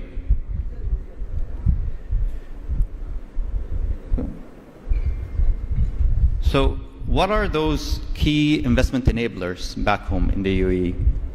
We're going to go through a couple. We'll talk about the business environment. We're going to talk about the location itself. We're going to talk about the livability, why a lot of Indians perhaps also choose the UAE as their second home, or some of them their first home as well. And then, some of the economic diversification that we've been pursuing.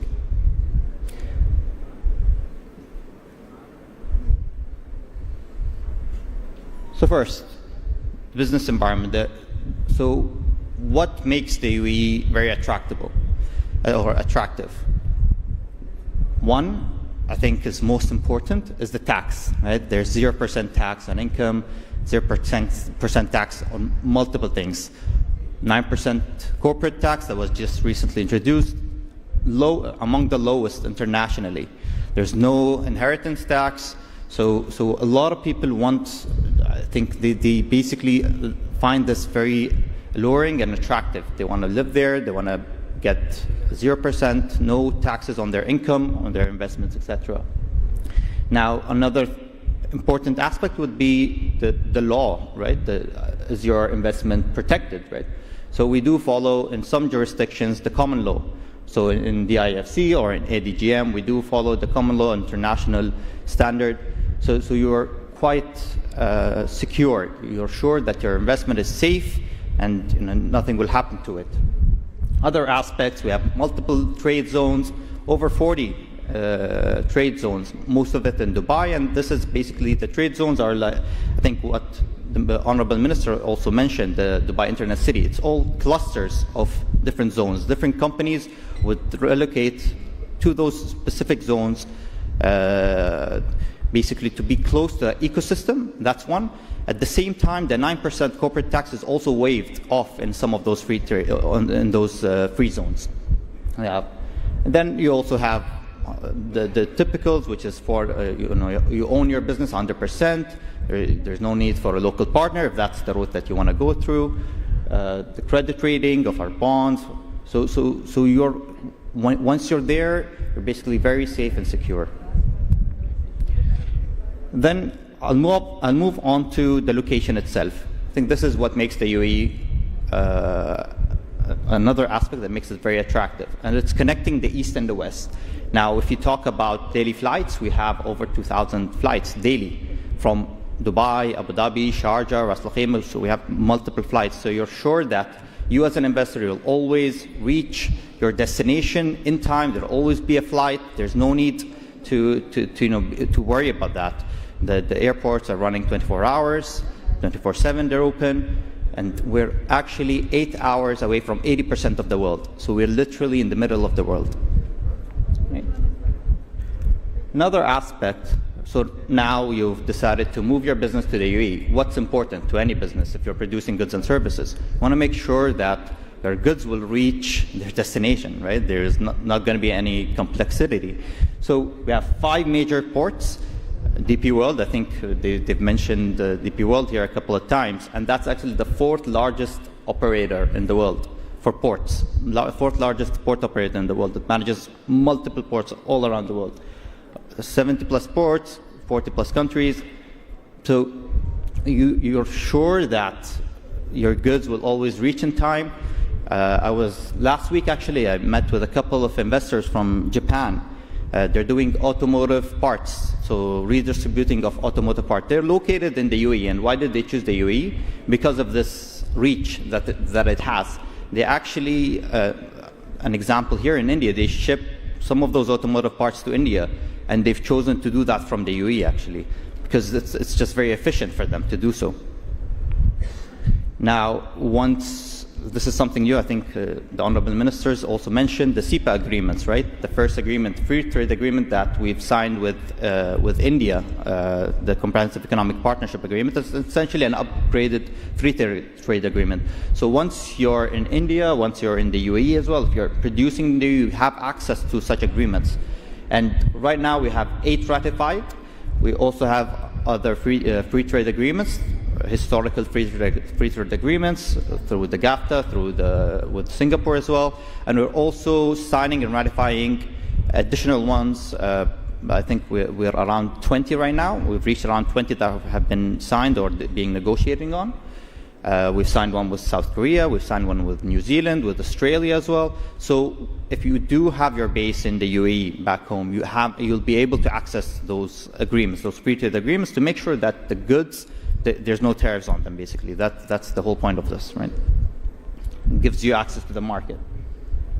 Now, if we go into, so what happened? Due to all of this favorable environment, to those agreements, we have huge economic diversity back home, whether it's, and that's also in part with the National Investment Strategy that was launched last year. We're focusing on multiple sectors that we're growing, and they've already grown, but we're also focusing on them, and they're growing, such as ICT. I think we have something big with India on this, with ICT. We have the US investing through Microsoft, partnering with some of my colleagues that will be talking. I think they'll have us, they're going to have a session later on with G42, for example. We also have financial services, a lot of fintech companies that have relocated from different parts of the world. They're utilizing the UAE as their regional headquarters, actually, due to the efficiency, due to the economic facilities that are provided there. And then, so once you've relocated, you've brought in your company, now what will you look into, right? Relocating your spouses as well. You want to live, you want to go to a place that's livable. You want to be able to feel safe. You want to feel, you want to have a good infrastructure, and this is what the UAE offers. A good education for your children. So we have major international universities there, such as NYU. They have a huge campus in Abu Dhabi. We have Cleveland Clinic as well. So your health is basically being taken care of there. So you relocate with a peace of mind that all of those services are at the tip of your hands. Right? Now, the Ministry of Investment. So what do we do? We're basically the first point of contact for investors coming into the UAE. That's how we want to position ourselves, and that's how we see ourselves. So investors such as yourselves, investors, if you know of anyone that wants to come to us, we basically would advise them, facilitate for the meetings that they require. We have a huge database. We work with our partners, the national champions, the sovereign wealth funds as well. So, we like to be the first point of contact, and then we'd advise you. We're not biased. We're at the federal level. We take you. If Dubai is best suited for you, we'll advise you to go to Dubai. If Abu Dhabi is best suited, we'll take you to there. Sharjah, the other northern Emirates as well. So this is something that I think the ministry offers. We're more of a facilitator at this point. Right? Thank you very much. This is the ministry's email for any inquiries. If you want to reach out, please do reach out to us by email, or just approach me after the session. I'll be happy to talk to you and sit down with you and basically tell you more about the UAE. This is just a brief interaction, so thank you very much.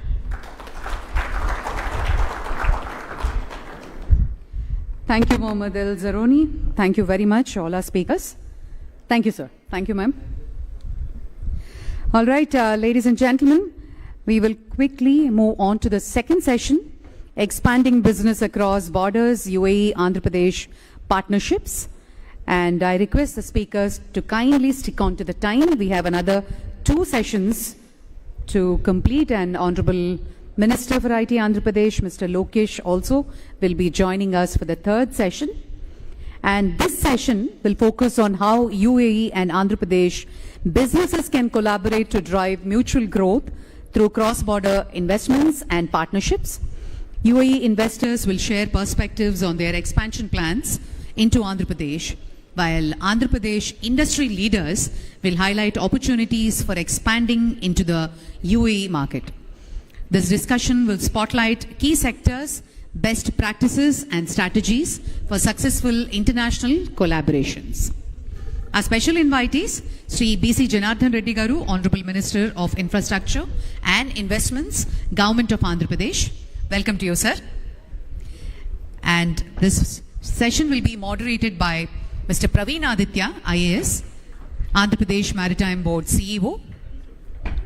And I also call upon our speakers, Mr. Walid Garib, Secretary General UAE International Investors Council, and Mr. Murali Krishna Gannamani, Chairman, CII Andhra Pradesh State Council and Founder and Chief Executive Officer, Fluent Grid Limited. Thank you very much. And I now hand it over to our moderator, Mr. Praveen Aditya, IAS.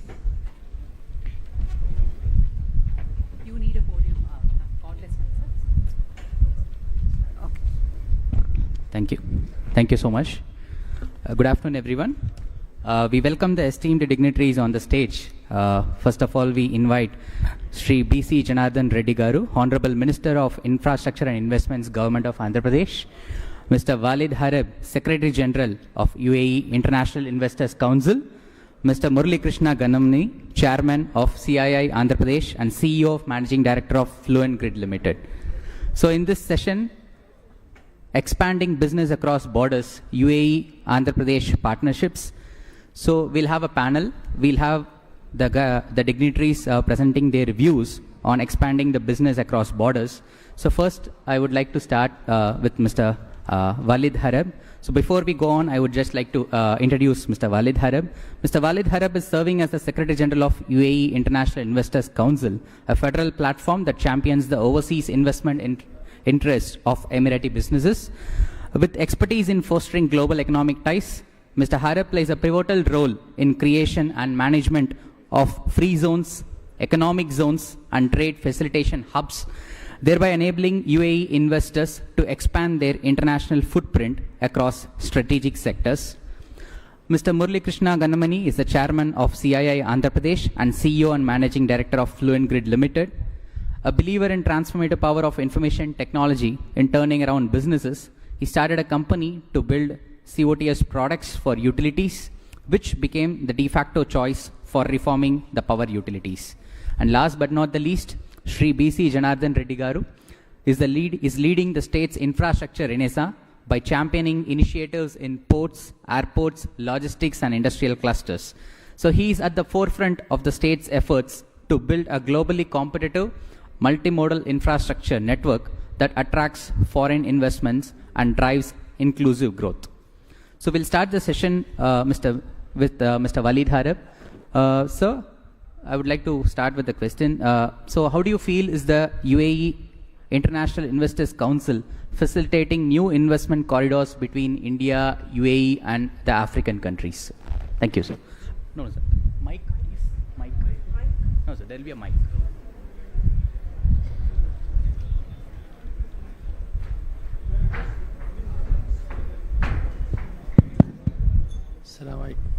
Good morning. It shows that. Good morning. Good. Now we start. Actually, it's a coincidence for me. 20 plus years ago, I came to this region, and the funny part is actually His Excellency was the guy who received us. So when I received an invitation from Investopia, actually I was extremely excited because always people want to go back to their past to see, and the good thing is how you connect the past with the present. I visited Hyderabad a few years ago. To be honest, when I heard all this, the senior minister, Chief Minister Naidu, all these politicians, they come and they give you big speeches. So to be honest, at the beginning, when I heard the Chief Minister talking, I said, yeah, this is another politician's talk. But actually to see the progress that happened in Hyderabad is really astonishing. he deserves really, now you become a believer, not just by talk, it's by talk and walk. So I have experienced how that vision of Hyderabad was developed. It was basic, but it developed to become really an astonishing vision. And if there is anybody who I believe can create that same vision in here, is him. So we have to applaud that vision that was created. Second part, I come from UAE. Sometimes when you look into developing opportunities, you need to look at the other side, what they require. Why? If I know what you need, I can develop a product or I can sell you what you need. This is a country that has every aspect of food security that we need. This country has human resources. This country has, this vision that developed. Today, you have, what you call this is the Silicon Valley of India. So these are the elements that you can start from here. But if I reverse the other side, these are the things that also we need. We have, the gentleman on my right, we have also some companies that can, DP World is engaged in big investment here. We have Abu Dhabi Ports also is involved. We have the airline industry. But I think we are even thriving for more. And what we aim to create more pre-visibility projects that we can look at. Come and invest is a good side, but invest in what? So we need to identify pre-visibility opportunity that we can take back to our investors and we can take back to our members to look at, so they can engage and also evaluate what type of investment they can invest. But from first impression, I think I don't need to say anything. The region is thriving region and we can benefit out of it. Thank you. Thank you, Mr. Walid. So moving on to Mr. Murali Krishna, taking cues from what Mr. Walid has been talking about, the pre-feasibility opportunities. I think from CII also you would be doing a lot of such kind of similar activities. But with the perspective of Andhra Pradesh industries, how do you see these Andhra Pradesh-based businesses preparing to expand to the UAE market, and what are the promising sectors which you could find into the Gulf region? Use the podium.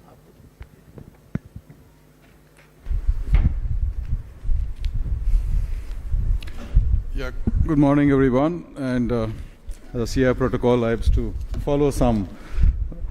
So Honorable Minister for Roads and Buildings and Infrastructure Investment, Shri B.C. Janardhan Reddy Garu, Mr. Walib Harib Al-Falai, Secretary General UAE International Investor Council, Pradeep Aditya Garu from AP Maritime Board, and colleagues from industry, and His Excellencies, distinguished guests and fellow leaders. A very warm welcome to the state, the thriving and beautiful state of Andhra Pradesh. And it's truly an honor to speak at this very landmark edition of Investopia Andhra Pradesh. It's very exciting and very encouraging day for all of us here. And I think this is a platform where ambition meets opportunity, and where the next chapter of UAE-India relations is being written with the Andhra Pradesh accent, I would say. And my heartfelt thanks to Government of Andhra Pradesh, the Ministry of Economy and Tourism, UAE, the Economic Development Board who coordinated all this, CII and Investopia for making this dialogue possible. Now, I wanted to share some experience, seeing the hall packed, even at this hour, with very beaming entrepreneurs and enthusiasts who has been truly looking forward to some great possibilities of partnerships and collaborative joint ventures with UAE. And I was traveling to Vijayawada last evening from Vizag, and I was so, heartening. It was so heartening to know I met so many of them traveling, to attend this event with great enthusiasm. One of them being a technology company who actually provides software services for Al Arabia. Prospecta Technology is a good friend. Likewise, another solar EPC company called Rockland Energy. He wants to explore the possibilities of expanding to the UAE market. Likewise, Agri-Tech or a food processing company. So it's truly like, we haven't seen this level of energy for a long time. And with what we have heard in this morning with His Excellencies and the Honorable Chief Minister, it's truly, I think, a new chapter in the beginning of our partnership. And as Honorable Chief Minister had highlighted in his speech, India and UAE today stand as partners not just in trade, but in truly transforming these regions. If you see the synergies, if you see the great vision that both these leaders have set, we, the UAE 2031 vision, is planned to double the country's GDP from AED 1.49 trillion to AED 3 trillion by 2031. And our Honorable Chief Minister's Swarna Andhra Pradesh 2047 vision is to make the state a $2.4 trillion economy. So this speaks volumes about the common aspirations of these economies. Likewise, the forward society pillar of the UAE vision and the P4, initiative that Honorable CM had shared very passionately is again to demonstrate these shared values. Now, AP's GDP, is growing at about 10.5% consistently, and has been highlighted by the Secretary earlier, Mr. Yuvraj Garu and others. We have very business-friendly policies. We have a very long coastline of almost 1,000 kilometers, and it's truly a gateway to the east for any UAE investments. And the state's 5 ports and the 8,744-kilometer national highways, very ably supported by the Honorable Minister, Mr. Janardhan Reddy Garu, his policies, enhance this trade connectivity. And I believe that this aligns with the UAE's logistics expertise, creating opportunities for investments in many of these industrial corridors and sector-specific industrial parks that the Secretary had earlier highlighted. We could set up exclusive port-based industrial parks in the state to promote investments from and exports to the UAE region. We can also establish reliable organic agri and food supply chains by setting up agri and food procurement and processing facilities in the state with easy access to sea and ports. We have currently 7, couple of airports, but we are now looking forward to having airport in almost every, I think, one airport in every other district, and this can truly bring UAE and with these kind of connectivity developments, UAE and AP can become very close, and I hope Air Arabia will start their flights very soon to our state. And UAE India SIPA Council, targeting $100 billion in trade, offers 90% zero duty exports. So Andhra Pradesh can take full advantage of this, and likewise the IMEC corridor, and especially sectors. Aditya Garu, since you asked me sectors like textiles is one where there's a whole lot of possibilities, and again a lot of employment creation. Agriculture, again pharmaceuticals, pharma. We are a big pharma hub here. This can all be benefited from these reduced tariffs. And this can also open up new doors for collaboration. And so therefore it is up to us, all of us, to see how to take the best advantage of this and walk through with the UAE with intent and truly imagination. Now I want to share some of our experience. I run a technology company by name Fluent Grid. We serve clients in the utility, energy and smart city sectors. And I'm very happy to share that we are collaborating and working closely with G42 in providing solutions to TAQA, the Abu Dhabi distribution company, to enable some of the smart operations and grid modernization. And we are also working with the Do Telecom. Do Telecom is one of the leading telecom companies other than the Etisalat there. And we're working with them on the ADNOC, the Abu Dhabi national company, for their smart metering platform, smart metering solution. And likewise, we're also pursuing opportunities with DP World in the port infrastructure space. So I think what I wanted to kind of bring out is that, so these are not just isolated engagements. And there is this evidence that when vision meets execution, there is immense possibilities. And we have seen I mean, the leaders of both our state and the UAE, they walk the talk. Like Honorable Chief Minister Nara Chandrababu Naidu Garu and His Excellency Mohammed bin Zayed Al Nahyan, they both like walk the talk and truly are great visionaries and bring the best out of not just the people, but truly help realize the true potential of these regions. And again, I want to also share that Amravati, like Honorable CM has shared his great vision. We have another partner from UAE, Tabreed. I have had the pleasure of working with them. I think their colleagues, Asim, are also here. And so here they're setting up a district cooling plant, and our Honorable CM has a vision to extend district cooling to every home, not just to the businesses or commercial parks, but then to every home, and truly make Amravati one of its kind. And this you can see if you can relate to the Masdar city. This holds deep symbolism between Amravati and Masdar city, and both are greenfield cities envisioned for sustainability, innovation, and digital governance. So therefore, the potential for urban development, partnerships in green building technologies, climate resilient infrastructure is boundless. It's truly immense. And we can position these two cities as even living labs for Indo-UAE collaboration and urban innovation. And Honorable CM had mentioned about the Quantum Valley coming up, the great strides we are making in AI innovation and the investments that we are making. So this can become truly like a living lab for both the countries and both the cities. Likewise, in the clean hydrogen and clean energy and green hydrogen, AI and quantum, we have a shared future. So the AP Integrated Clean Energy Policy 2024 targets 160 gigawatts, as highlighted by the Honorable CM, and complements the UAE's USD 163 billion clean energy commitment by 2050.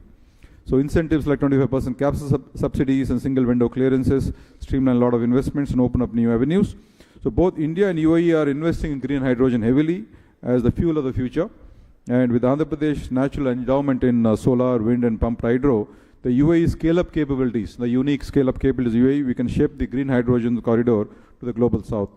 So UAE's bold bets on AI and quantum computing, we are really thrilled to hear about the G42 strides, in terms of cloud and AI, and I think a great landmark groundbreaking agreement was made during President Trump's visit.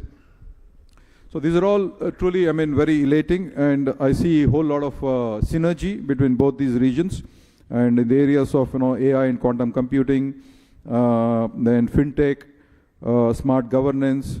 So all these create a very ripe ground. The mindsets, the culture. There's a lot of commonality, and so therefore there's a lot of R&D and deep tech startups that can take up, and especially the digital public infrastructure. And again, after this session, the Honorable Minister Nara Lokesh Garu is going to speak. So he's going to again share some of his insights.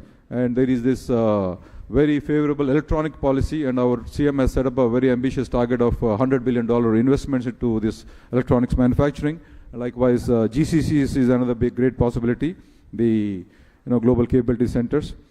So while we welcome UAE investments into Andhra Pradesh, I also want to emphasize on the reverse flow of opportunities into AP. So our MSMEs, this is a great engine of growth for the country, and our startups and mid-sized enterprises are now truly ready to take off and explore UAE as a gateway to the GCC, Africa, and Europe. And from IT services and processed foods to marine exports and engineering products, AP's industries are poised to scale globally. And of course, UAE's investor-friendly ecosystem, logistic infrastructure, and free zones that has been highlighted by the Under Secretary earlier is really, truly, one of a kind partnership.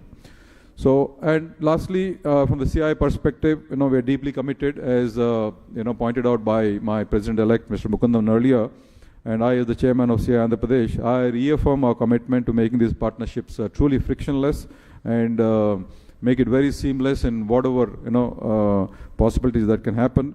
And CI is working closely with the AP Economic Development Board, ministries, and international agencies to facilitate B2B and government to business opportunities, and of course the knowledge collaboration not just beyond going beyond the MOUs. So CI drives UAE India partnership, securing $10 billion in FDI commitments in 2024. And Vijayawada UAE Economic Meet exemplifies CI's role in fostering this collaboration. And this credibility assures Mr. Al-Falais of reliable investment facilitation. Thank you, sir. And as a closing thought, I think we have a shared destiny.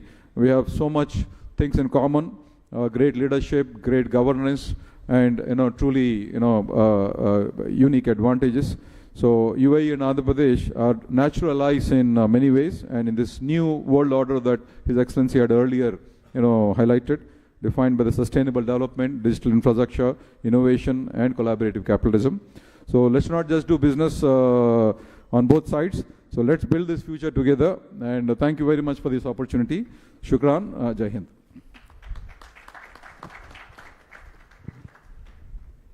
Thank you, Mr. Murali Krishna. That was very comprehensive indeed. Moving on to before we go on to the minister, sir, just one, Mr. Walid, just wanted to take some cues from what Mr. Murali Krishna has been talking about, the smart city infrastructure and the development of smart cities. So as you are aware that Andhra Pradesh is planning and executing a new smart city in the capital region development. And what do you see the role that UAE investors and companies can play, and what role that UAE IIC support this engagement moving forward? It's a good question. Again, I'll go back. I think Dubai, when we first came here, Dubai Internet City actually played a major role in the development of the IT city in Hyderabad. So, and UAE, we learned from experience. We don't pretend to be the smartest, but it's the opportunity that we gained allowed us to learn from our mistakes, learn from our practices.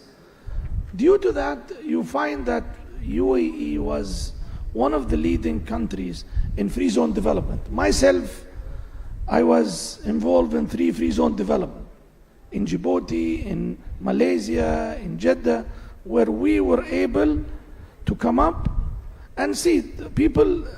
Yes, it sounds easy. A free zone is a piece of land, structure, and rules and regulation. And then after that comes the fun part, which is attracting the investment. Looking at India, you have the simplest, the most important element, which is human resources. And now you see with India, China, all these countries, the vision of development of AI have gone really amazing. Thanks to India, to China, the process of AI is becoming very cost effective. All of us remember, DeepSeek, how they shaken the industry from paying billions. Now with $3 to $4 to $5 million, you can have a full-fledged DeepSeek. I think India and China are 2 economies that can bless the world. Why? Because of your smart human resources. So countries like us, we work very close with these economies to develop. And someone just mentioned, I just met the group 42 guys here. So our role, we have developed a know-how in free zone development. What is the strength? In our ability to attract investment for our projects. So I remember in Morocco, when we worked in the development of Tangier Airport, we made an agreement with the Moroccan government to have 1 license. So a license in Jebel Ali Free Zone was applicable in Morocco. That by itself allowed what? See, I'll have to be very honest. There are certain economies, when you want to open a company, you get scared.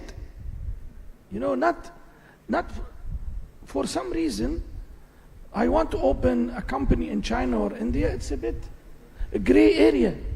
And thanks to the Chief Minister have given us a little bit of relaxation in the sense, come and I'll give you, I spent around 25 years working in Africa. And the biggest challenge that we used to face is a one-stop shop of helping company access markets. This license that we really give people a hard time for is nothing. Why? Because without an office and a bank account, your license is useless. If you really think about it, you give me a license. What can I do with the license if I don't have an office?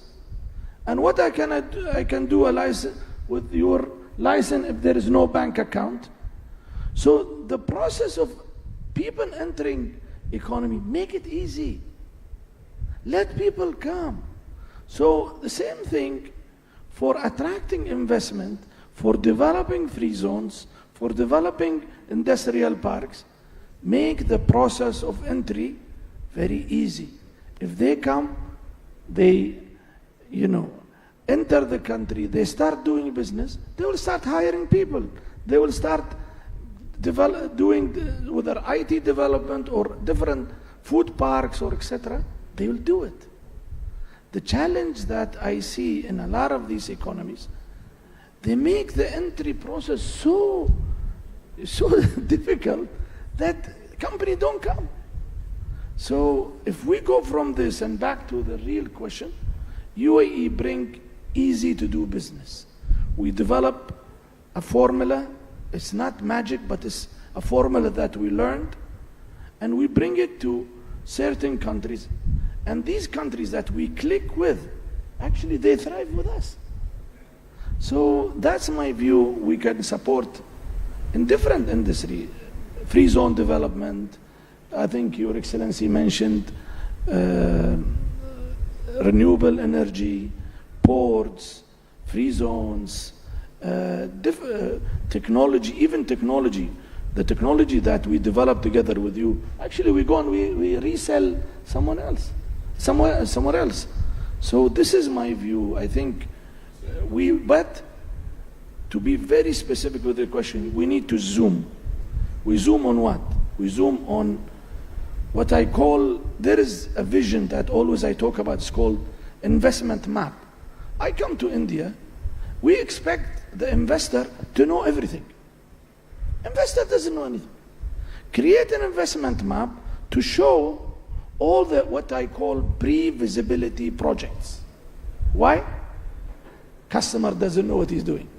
He's dependent on IPAs, FDI agency to give him direction. That's why you have these entities established.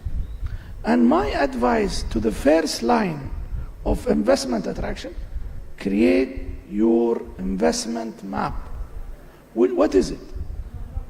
It's simple clustering, simple pre-visibility stage project, locations. So when I come to Andhra Pradesh, I know where is the agriculture projects, where is the IT project, where is this. That's my simple advice to my brothers. We love you. In UAE, you guys have helped us a lot in building our economies also. You guys contributed. My advice to you, create your investment map. Why? Without this, there's a lot of countries. As an investor, when you come, your radar is India, your radar is China, your radar is Africa. Customers invest where they find it easy to invest, to do business. That's my simple advice. Yeah, taking cues from His Excellency, I think I completely agree with you. We are endowed with, amazing talent here. Technical, in fact, the next gen technology ready, talent available. And this is where I was talking about that we could look at collaborating, like, the new Greenfield City, Amravati, which is coming up. And Masdar is, you truly set, I think, benchmark standards in terms of, not just ease of doing business, but in terms of livability, like the Under Secretary earlier had brought up. The UAE is truly kind of a benchmark or a gold standard for livability in many ways, especially cities like Dubai or Abu Dhabi. So we can, collaborate and learn in many ways. And likewise, India has a very unique challenges. India had also launched this 100 Smart Cities program, and there is a lot of learnings that have come up. So basically, ultimately, a smart city is to improve the livability in the areas of safety, security, traffic, solid waste management, street lighting, and see how, the experience of the citizens are, far better.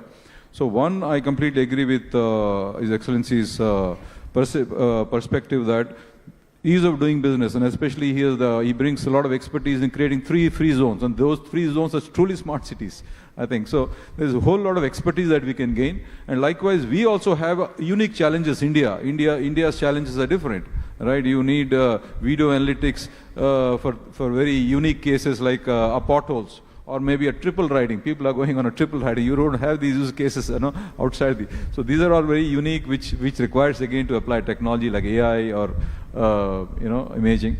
So we can look at this is where I was talking about creating a living lab in Amravati and collaborating between Masdar city or UAE, Dubai, and the free zones for both businesses as well as the citizens to see how we can create a very livable city in Amravati. And this is and technology is anyway our strength. You know what I did?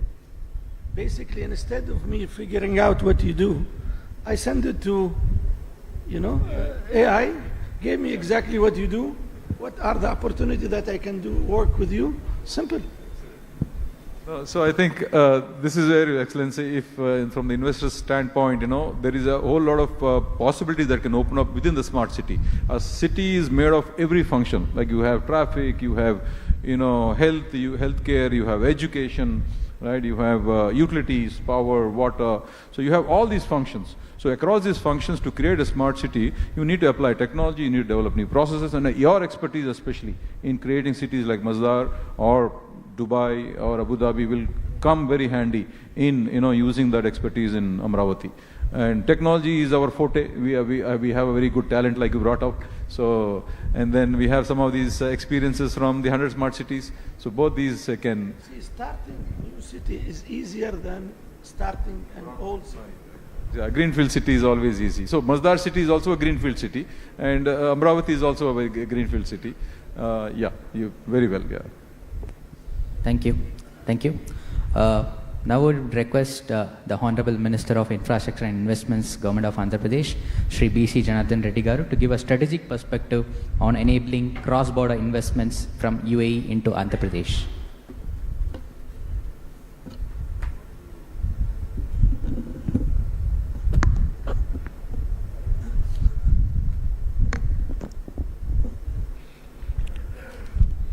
A warm welcome to our esteemed dignitaries from the United Arab Emirates, industry leaders from both regions, and fellow government colleagues. This session is a reflection of the growing synergy between the United Arab Emirates and Andhra Pradesh. We jointly pursue cross-border growth, investments, partnerships, and shared prosperity. The United Arab Emirates is among India's largest trading and investments partners, and we in Andhra Pradesh are committed to taking this bilateral relationship to the next level at the subnational level. We see this partnership is one that goes beyond grade. One build and share goals would food security, energy transition, resilient infrastructure, and globally connectivity. Andhra Pradesh is emerging as India's most strategically located and investor-ready state. 1,054 kilometers coastline, 6 operation ports, 6 airports. Direct sea connectivity to Middle East ports such as Jebel Ali, Abu Dhabi, and Sharjah. We are investing heavily in port-led industrialization, logistics, park, multimodal transport, and corridor-based development. We invest in United Arab Emirates investors to explore industrial nodes in Visakhapatnam to Chennai, Chennai to Bangalore, Hyderabad to Bangalore corridors. Logistics and warehousing zones near Krishnapatnam, Kakinada, and Visakhapatnam port. Green energy hub, AP is a leader in solar, wind, pumped hydro storage, green hydrogen, and green ammonia. Fruit processing and aquaculture cluster linked to farm to fork exports. We welcome participation in PPP projects in infrastructure industrial park and clean energy. Andhra Pradesh has consistently ranked at the top in the use of doing business index. We have a single desk portal for all clearances, proactive governance, and a dedicated investors facilitation cell under the Infrastructure and Investment Department.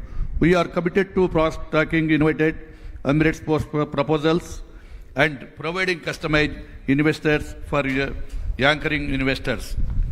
United Arab Emirates based companies have shown interest in logistics processing and port-based manufacturing in AP. We seek to convert this MOU and proposals into a grounded project with speed and transparency. The agreement with United Arab Emirates and India Comprehensive Economic Partnership provide a strong policy platform for deeper collaboration. The government of Andhra Pradesh is ready to be a trusted partner in United Arab Emirates. Strategically, expansion across Asia.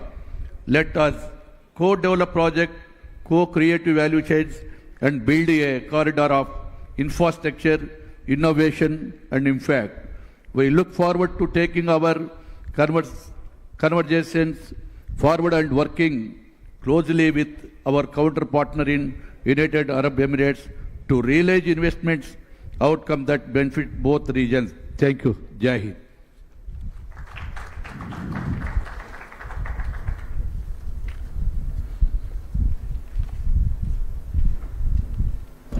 Thank you so much, sir. We are now coming to the end of this session. We would thank all the esteemed panelists who were present here for giving their valuable inputs for this session.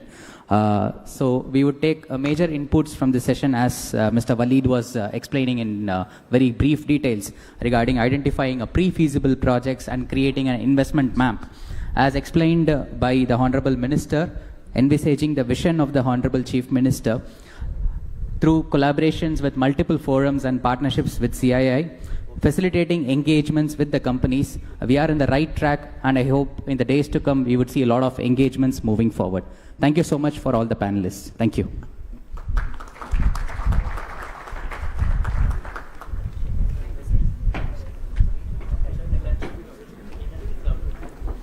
Thank you, sir. Thank you very much. And on that note, we come to an end of the session 2, and we begin with the session 3 on artificial intelligence and data centers, powering digital economies through UAE Andhra Pradesh collaboration, a fireside chat. This fireside chat will explore how artificial intelligence and data centers can drive digital innovation, smart governance, and economic growth, with a focus on collaboration between the UAE and Andhra Pradesh. The session will be moderated by Ms. Raksha Sharda, Vice President, Primus Partners. And I'd like to invite our speakers. A warm welcome to Mr. Nara Lokesh, Honorable Minister for IT and Electronics, RTG and HRD, Government of Andhra Pradesh. And we also take the pleasure to request you to join us, sir.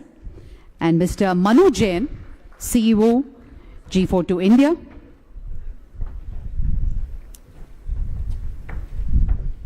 Hi, sir. Morning, sir.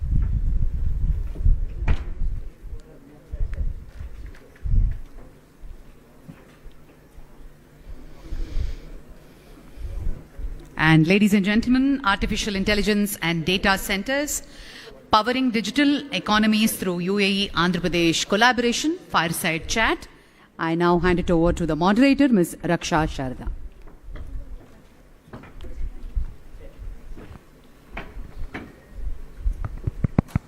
Thank you so much. Good afternoon, ladies and gentlemen, esteemed dignitaries and delegation from the UAE. This fireside chat is not only going to be interesting, but quirky. We have two friends who've known each other for years, shared ideas, debates, and probably a few inside jokes too. Each a visionary and a leader in their own sphere of life. I would first like to introduce our first guest, who brings together the energy of youth, the clarity of vision, and a deep-rooted commitment to public service. He is none other than Honorable Minister Nara Lokesh, Minister for IT, Electronic Communication, HRD and RTG, Government of Andhra Pradesh, a public representative with a technocrat's mind and a changemaker's drive. From driving digital initiatives in Andhra to championing citizen-first governance, he is redefining what modern leadership looks like. From blockchain in governance to Wi-Fi in villages, he's been pushing boundaries before it was cool. Ladies and gentlemen, Mr. Lokesh Nara, can we have a round of applause, please? Our next guest redefines the term of serial entrepreneur with a twist. He just doesn't start things. He scales them, he disrupts them, and then somehow makes them look so effortless. Please welcome Mr. Manu Jain, CEO of G42 India, where he is leading the charge to drive India's digital transformation with cutting-edge AI solutions. Known for his passion for technology and innovation, Manu was also the architect behind India's smartphone revolution, making tech not just smarter, but more accessible. He's a kind of a leader who can decode technology, strategy, and cricket scores all in one breath. And trust me, he will still get more steps on his fitness tracker than all of us combined together. Ladies and gentlemen, join me in welcoming Mr. Nara Lokesh and Mr. Manu Jain for a candid, no-filtered fireside session. Today, we are going to explore how AI and data centers are becoming the backbone of this modern economy and the unique opportunity which is packed for UAE and Andhra Pradesh. So before we jump into the AI and data centers, Manu, this is a question to you. If you could let us know that, what hooked you to AI and tech? You had any early aha moments? You realized that AI is going to be the next big frontier. What was that? Hello. First of all, I must say I'm really truly honored and privileged to be here in Andhra Pradesh, and I've been really fortunate to have Honorable Minister Mr. Nara Lokesh and Honorable Chief Minister Mr. Naidu as friends, as mentors for the last 10 years. I don't know if you remember it, Mr. Lokesh, but it was exactly 10 years ago in 2015, in May or June, when I met Honorable Chief Minister for the first time. This is when we were starting off Xiaomi in India. And he convinced me that the best place to start electronics manufacturing in the country was in Andhra Pradesh. And exactly 10 years ago, in August 2015, our first manufacturing plant was launched here in Andhra Pradesh. And since then, I'm truly indebted to you and to HCM for being such great supporters and mentors, not only to me, but to a lot of people across the country who want to do something in technology. So thank you so much. Coming back to your question, so my journey or tryst with technology started about 12-15 years ago when I came back to India and started an e-commerce company to sell shoes and clothes called as Jabong. Those days it was considered stupid. I thought it was a stupid idea. Who would buy shoes and clothes online? The way to buy this is go to a nearby store and buy it. But soon it became one of the largest e-commerce companies. And that's how my journey with technology started. Soon I realized that a lot of people, more than 60-65% of our consumers who used to come, buy shoes and clothes online, they were buying it from a small little device called a smartphone. That's how my journey with smartphones started. Then Xiaomi became the largest company in India. We had all our manufacturing plants here in Andhra Pradesh.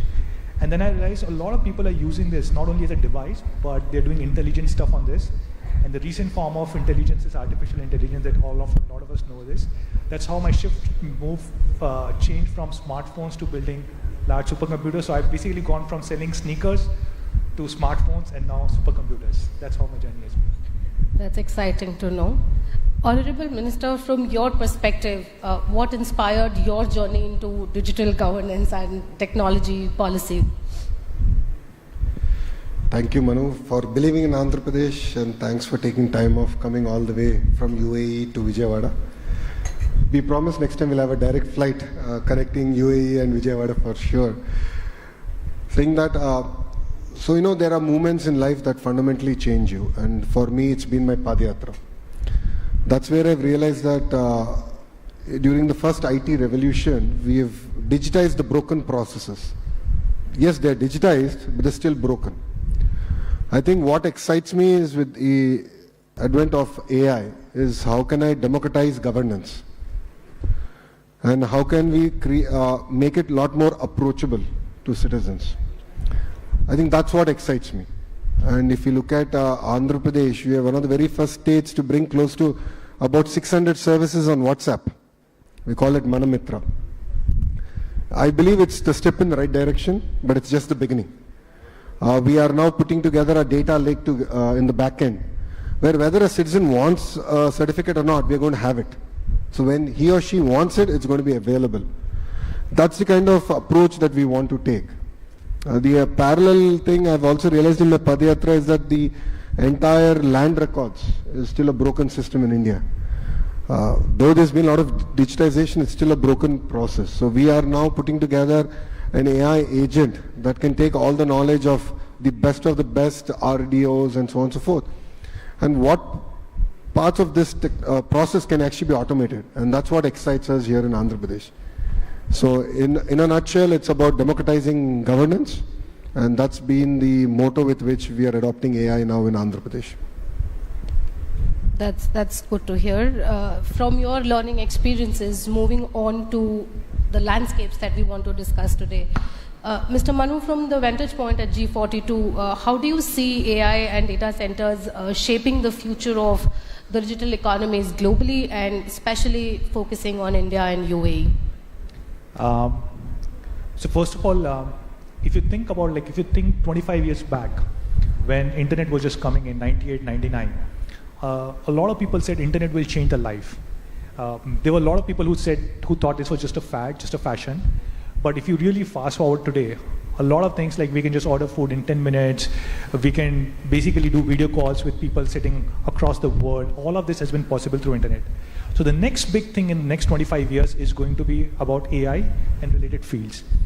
And the most foundational block in artificial intelligence, AI, is the data center. So data centers are these really high-tech buildings. Think of this like high-tech malls, which basically bring like high degree of security, safety, where data and compute is stored, and which is used for building AI cloud, AI compute, which is used to store AI compute and then AI cloud and AI models. So we at G42, one of our goals is to basically build this intelligence grid, a grid of interconnected data centers and compute clusters across the world. If you look at, sir, 40, 50 years ago, one of the grid that was built many decades ago was this whole electricity grid. And everything that we use from lights, AC, mobile phones, use this electricity grid. But if you look at 25 years down the line, our children will use two different grids, electricity grid and this intelligence grid, which will be powering the world of AI. And we want to play a small role in making this happen. So for example, when President Trump was there in UAE a few weeks ago, we announced that we will build a 5 gigawatt AI data center. And just to give you a reference of how big 5 gigawatt is, today India total combined is about 1.5 gigawatt of total capacity. So we announced something which is almost 4 times bigger than what is there existing in India, out of which first gigawatt will be a Stargate initiative, the first Stargate outside of US, which we are building in Abu Dhabi in partnership with NVIDIA, with OpenAI, with SoftBank and many other companies. And we think there's a lot of scope here in the country, in India, because if you look at the recent report, India has become the largest market for OpenAI. About 14-15% of the OpenAI users, 1 out of 6 users in the world, are from India. So there's a lot of opportunity for India, for Andhra Pradesh, to build similar kind of infrastructure, which is AI data centers and compute clusters for companies like OpenAI, for Grok, for Gemini, and for many more. Awesome. So Andhra already has a vision of becoming a smart tech hub, with the quantum computing talking about data lakes, etc. Sir, how do you see the collaboration with UAE adding value, and what are specific tech synergies that you anticipate? Honestly, I think our generation is lucky where we are able to see industrial revolutions at quick succession. In the past, we've seen how airport transforms the entire economy. Like, look at Hyderabad airport, I think now contributes close to 16 or 18% of Telangana's GDP. I believe that's what data centers actually can do. And data centers can be the nucleus for actual innovation and to kickstart the entire economic activity. This is the foresight that we had way back in 2017-18 when ChatGPT in the current form didn't even exist. That's where we roped in all of them to come to Vizag to make it the data city for India. Last 5 years was a blip, but now we are sort of accelerating that journey. And we want to lead the entire data revolution in India, and we believe we have the right ingredients in Visakhapatnam. And definitely I'm leaning on G42 to support us in this journey. I think UAE and India have a lot in common. Definitely India is the future. We will be a $30 trillion economy by 2047, no questions about it. And Andhra Pradesh will be about a $2.5 trillion economy by then. So we have great aspirations, and then we have the fire in ourselves to actually deliver this. And to be fair, a flight from UAE to Visakhapatnam or Vijayawada is not more than 3 hours. So we are a lot closer to them than Europe is or US is. So I think there's a lot more synergies that we can actually build on. I think there's a lot for Andhra to learn in terms of the investments now you're doing in the UAE. Second, as a HRD minister for me, it's exciting times because curriculum revamp is required. Gone are those days of traditional programming. I think now we are coming about with the AI age and quantum, which is the next revolution. So the first quantum 150-bit qubit computer is going to be coming here to Amravati. And that's where I think there's a lot of areas that we can actually collaborate in terms of curriculum, in terms of investments. We did discuss opportunities about data embassies, where India's data can be housed in an embassy in UAE and vice versa, hopefully in Visakhapatnam. And I think this kind of collaboration at a G2G level, I think is going to be critical for both our countries to sort of now work together and really strengthen our relationships. Great. From the data centers to moving through governance through AI. So, Mr. Manu, AI can power citizen services, improve transparency, drive policies, etc. How is AI reshaping governance models in the UAE, and what lessons probably we could learn and be the first mover advantage, while we are always are?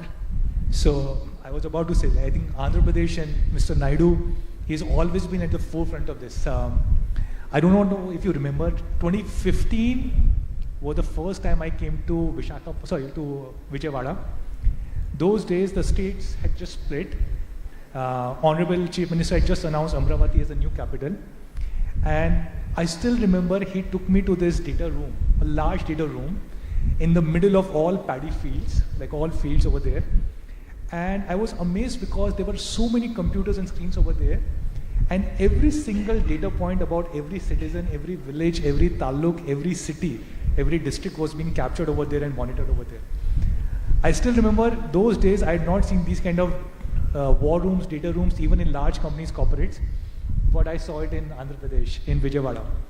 So you and Honorable Chief Minister have been in the forefront of technology. You built a great hub in Hyderabad and now building here in Amravati, in Vijayawada and in Vizag. Going back to what we have seen in Abu Dhabi or in UAE, I think over there we see the next level where using this data and using AI for decision making. So in a lot of areas, AI is being implemented, a lot of government areas. In fact, what I remember is that in Abu Dhabi, across all digital departments, it has been mandated that they have to be AI first by 2027. A lot of small areas across the board where AI is being used, like all traffic fines now are done through AI. There's immigration process which is being done through AI, so you just walk through a tunnel and you don't have to go through anybody for stamping or even for the smart gate. AI will do your immigration on your behalf. AI is being used for genome sequencing and a lot more.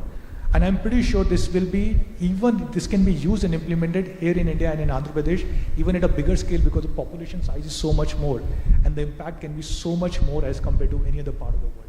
So I'm sure this is only a matter of time before you would implement all of this or even better than this here in AP. Great. Honorable Minister, if you could shed some light on how AI is actually reshaping the governance models in India and what could be leveraged from the UAE. Well, if I'm correct, if my memory serves me right, UAE is one of the very first countries to have an AI minister. Two, they have also in all their boards, there is now an AI board member that enables decision making. I met the Honorable Minister of UAE, and before I came for this meeting, even in their cabinet meeting, now they're having an AI minister, not the human, but the AI doing this. So it aids in decision making. So in Andhra Pradesh, we are at the beginning of adopting AI. What we've done is we've gotten all the use cases from various departments. So we have close to about 100 use cases now available. And we are now doing a hackathon to go about solving the challenges that they are facing at the field. But honestly, it's just the beginning. I think there's a lot for Andhra to learn from UAE, the kind of implementation that they've done. So I was jokingly telling Manu that if I implement AI in traffic violation, then I'll be out of a job.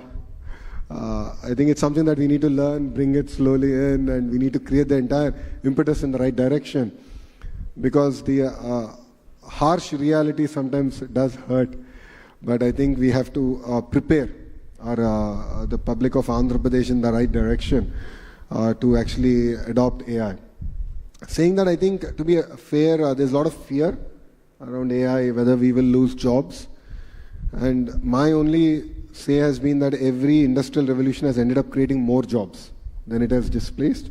And countries that have adopted to that industrial revolution have done exceedingly well. So in the IT revolution, India has been the biggest gainer. I believe in the AI revolution, India will be the biggest gainer. But I think there's a lot to lean on to UAE and what they're doing, and specifically in G42. And there's something for us to sort of learn and look at the areas of synergy and implement those here in Andhra Pradesh. You mentioned that you will be out of the job. I don't think you will ever be out of job.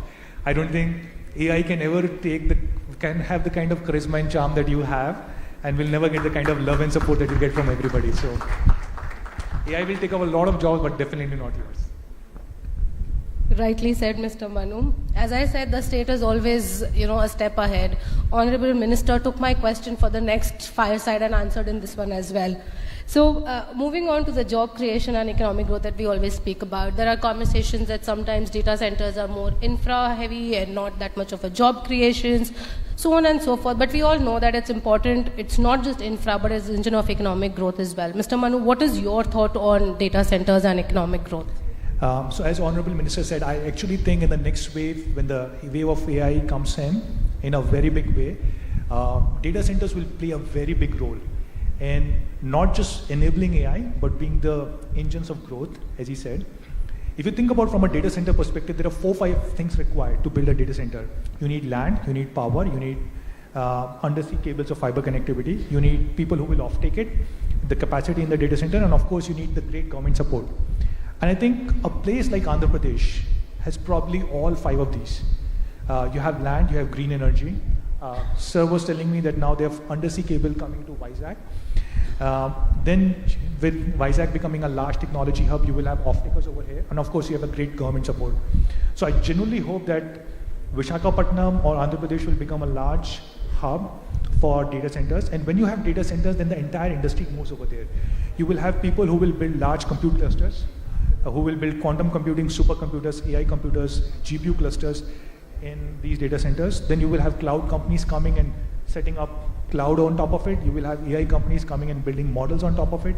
So while you think of data center as just the building, but what you have to think of is this enables the entire ecosystem.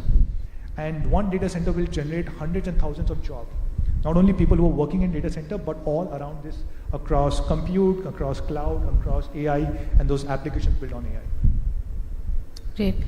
Sir, given that Andhra is taking a lot of initiatives in AI and data centers, just your thoughts on how are we creating new opportunities for youth skill development, because that's very important, and how do you see such partnerships that we are doing right now would definitely add value to the story that we are building in?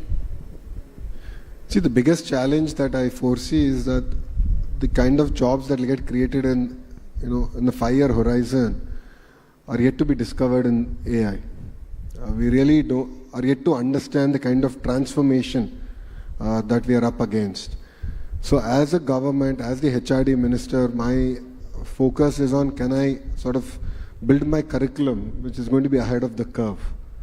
And the basic traditional skills, or if I may, which borderline are still relevant, but then might not be 5 years from now, should get should actually move into a polytechnic or a degree college sort of a level where universities do the next level sort of inspirational curriculum and actually inspiring R&D.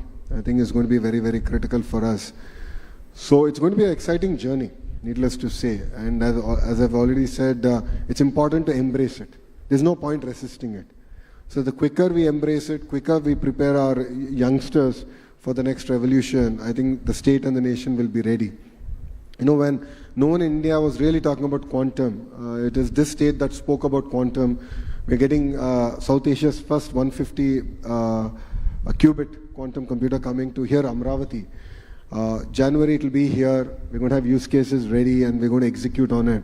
So our ability to sort of understand the curve, where it's going to be and actually execute on it is going to be very, very critical. And Andhra Pradesh is leading from the front. So yes, in midst of paddy fields, you will have a quantum computer. And it will truly transform the entire ecosystem that's going to get built around it. You spoke about embracing new technology and AI. If I may ask, how are you embracing AI yourself as an individual, not as a minister? What are some of the use cases? What do you use AI for?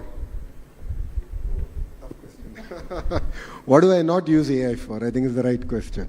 I mean, AI is here. It's going to be. It is a way of life. You know, it enables us to work more efficiently. I've used tools from where I have devices where it hears. It's like my note taker of the meeting and gives me the summary of the meeting at the end of it. So I'm using that. Basic drafting, I use AI for sort of if I want to search about, you know, Manu Jain and his profile, AI does a damn good job in it. I also do search around, okay, what kind of games can I play with my 10-year-old? How can I keep a 10-year-old engaged without an iPad or an iPhone, if I may? So I think AI has really helped me in different walks of, in different parts of my life. Quick, thank you. Moving on, we have 3 quick questions as rapid fire questions. Sir, to begin with you, and play one by one with each of you. Your favorite AI application today? ChatGPT. Mr. Mohammed. ChatGPT, and recently I've started using Grok, and I'm really impressed with the results that Grok is giving. One futuristic tech you are most excited about? Self-driving cars. Okay. If you come to UAE, I can actually show you. We have a company which is doing this in UAE. Personally, I'm most excited about robotics. With AI coming in, robotics can actually do a lot of work for us. So there was a very famous quote that I do not want AI to do poetry and work for me, coding, and while I do washing and cleaning. So with robotics coming in, it can be actually reversed. I'm like excited about robots coming and doing cleaning and washing for us. So I'm really excited about that. Exciting. Sir, last typed query to an LLM. Last typed query to an LLM.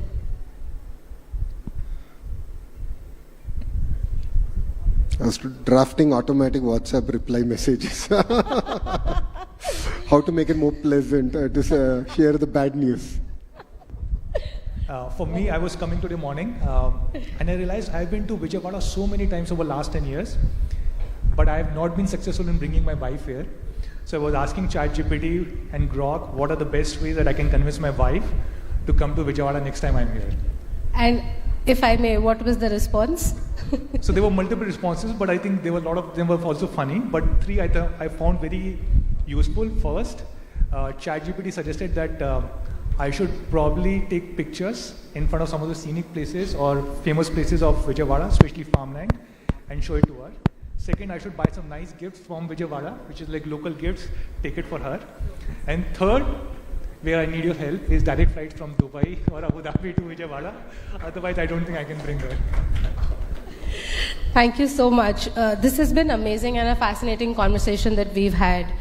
Today's Fireside Chat didn't even only give us a glimpse into how data centers and AI is not just the buzzwords, but they're the building blocks for future-ready economies. We heard how Andhra Pradesh is positioning itself as a digital powerhouse, creating jobs, skilling youth, and enabling innovation, and how collaboration with global leaders like UAE can fast-track the vision into reality. From policy to infrastructure, from innovation to impact, it's clear that the future will be shaped by those who embrace technology and partnerships with purpose.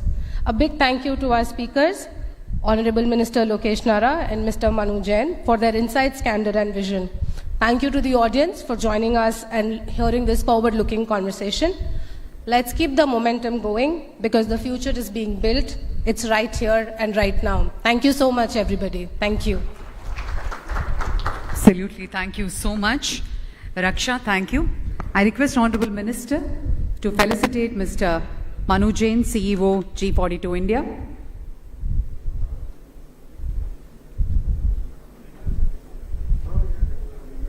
Lokesh sir, request you to.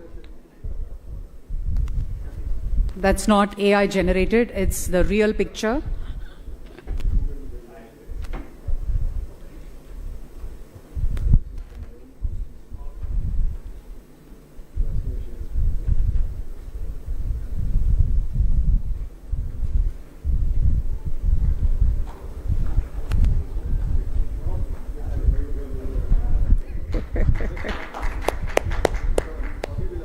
Araku.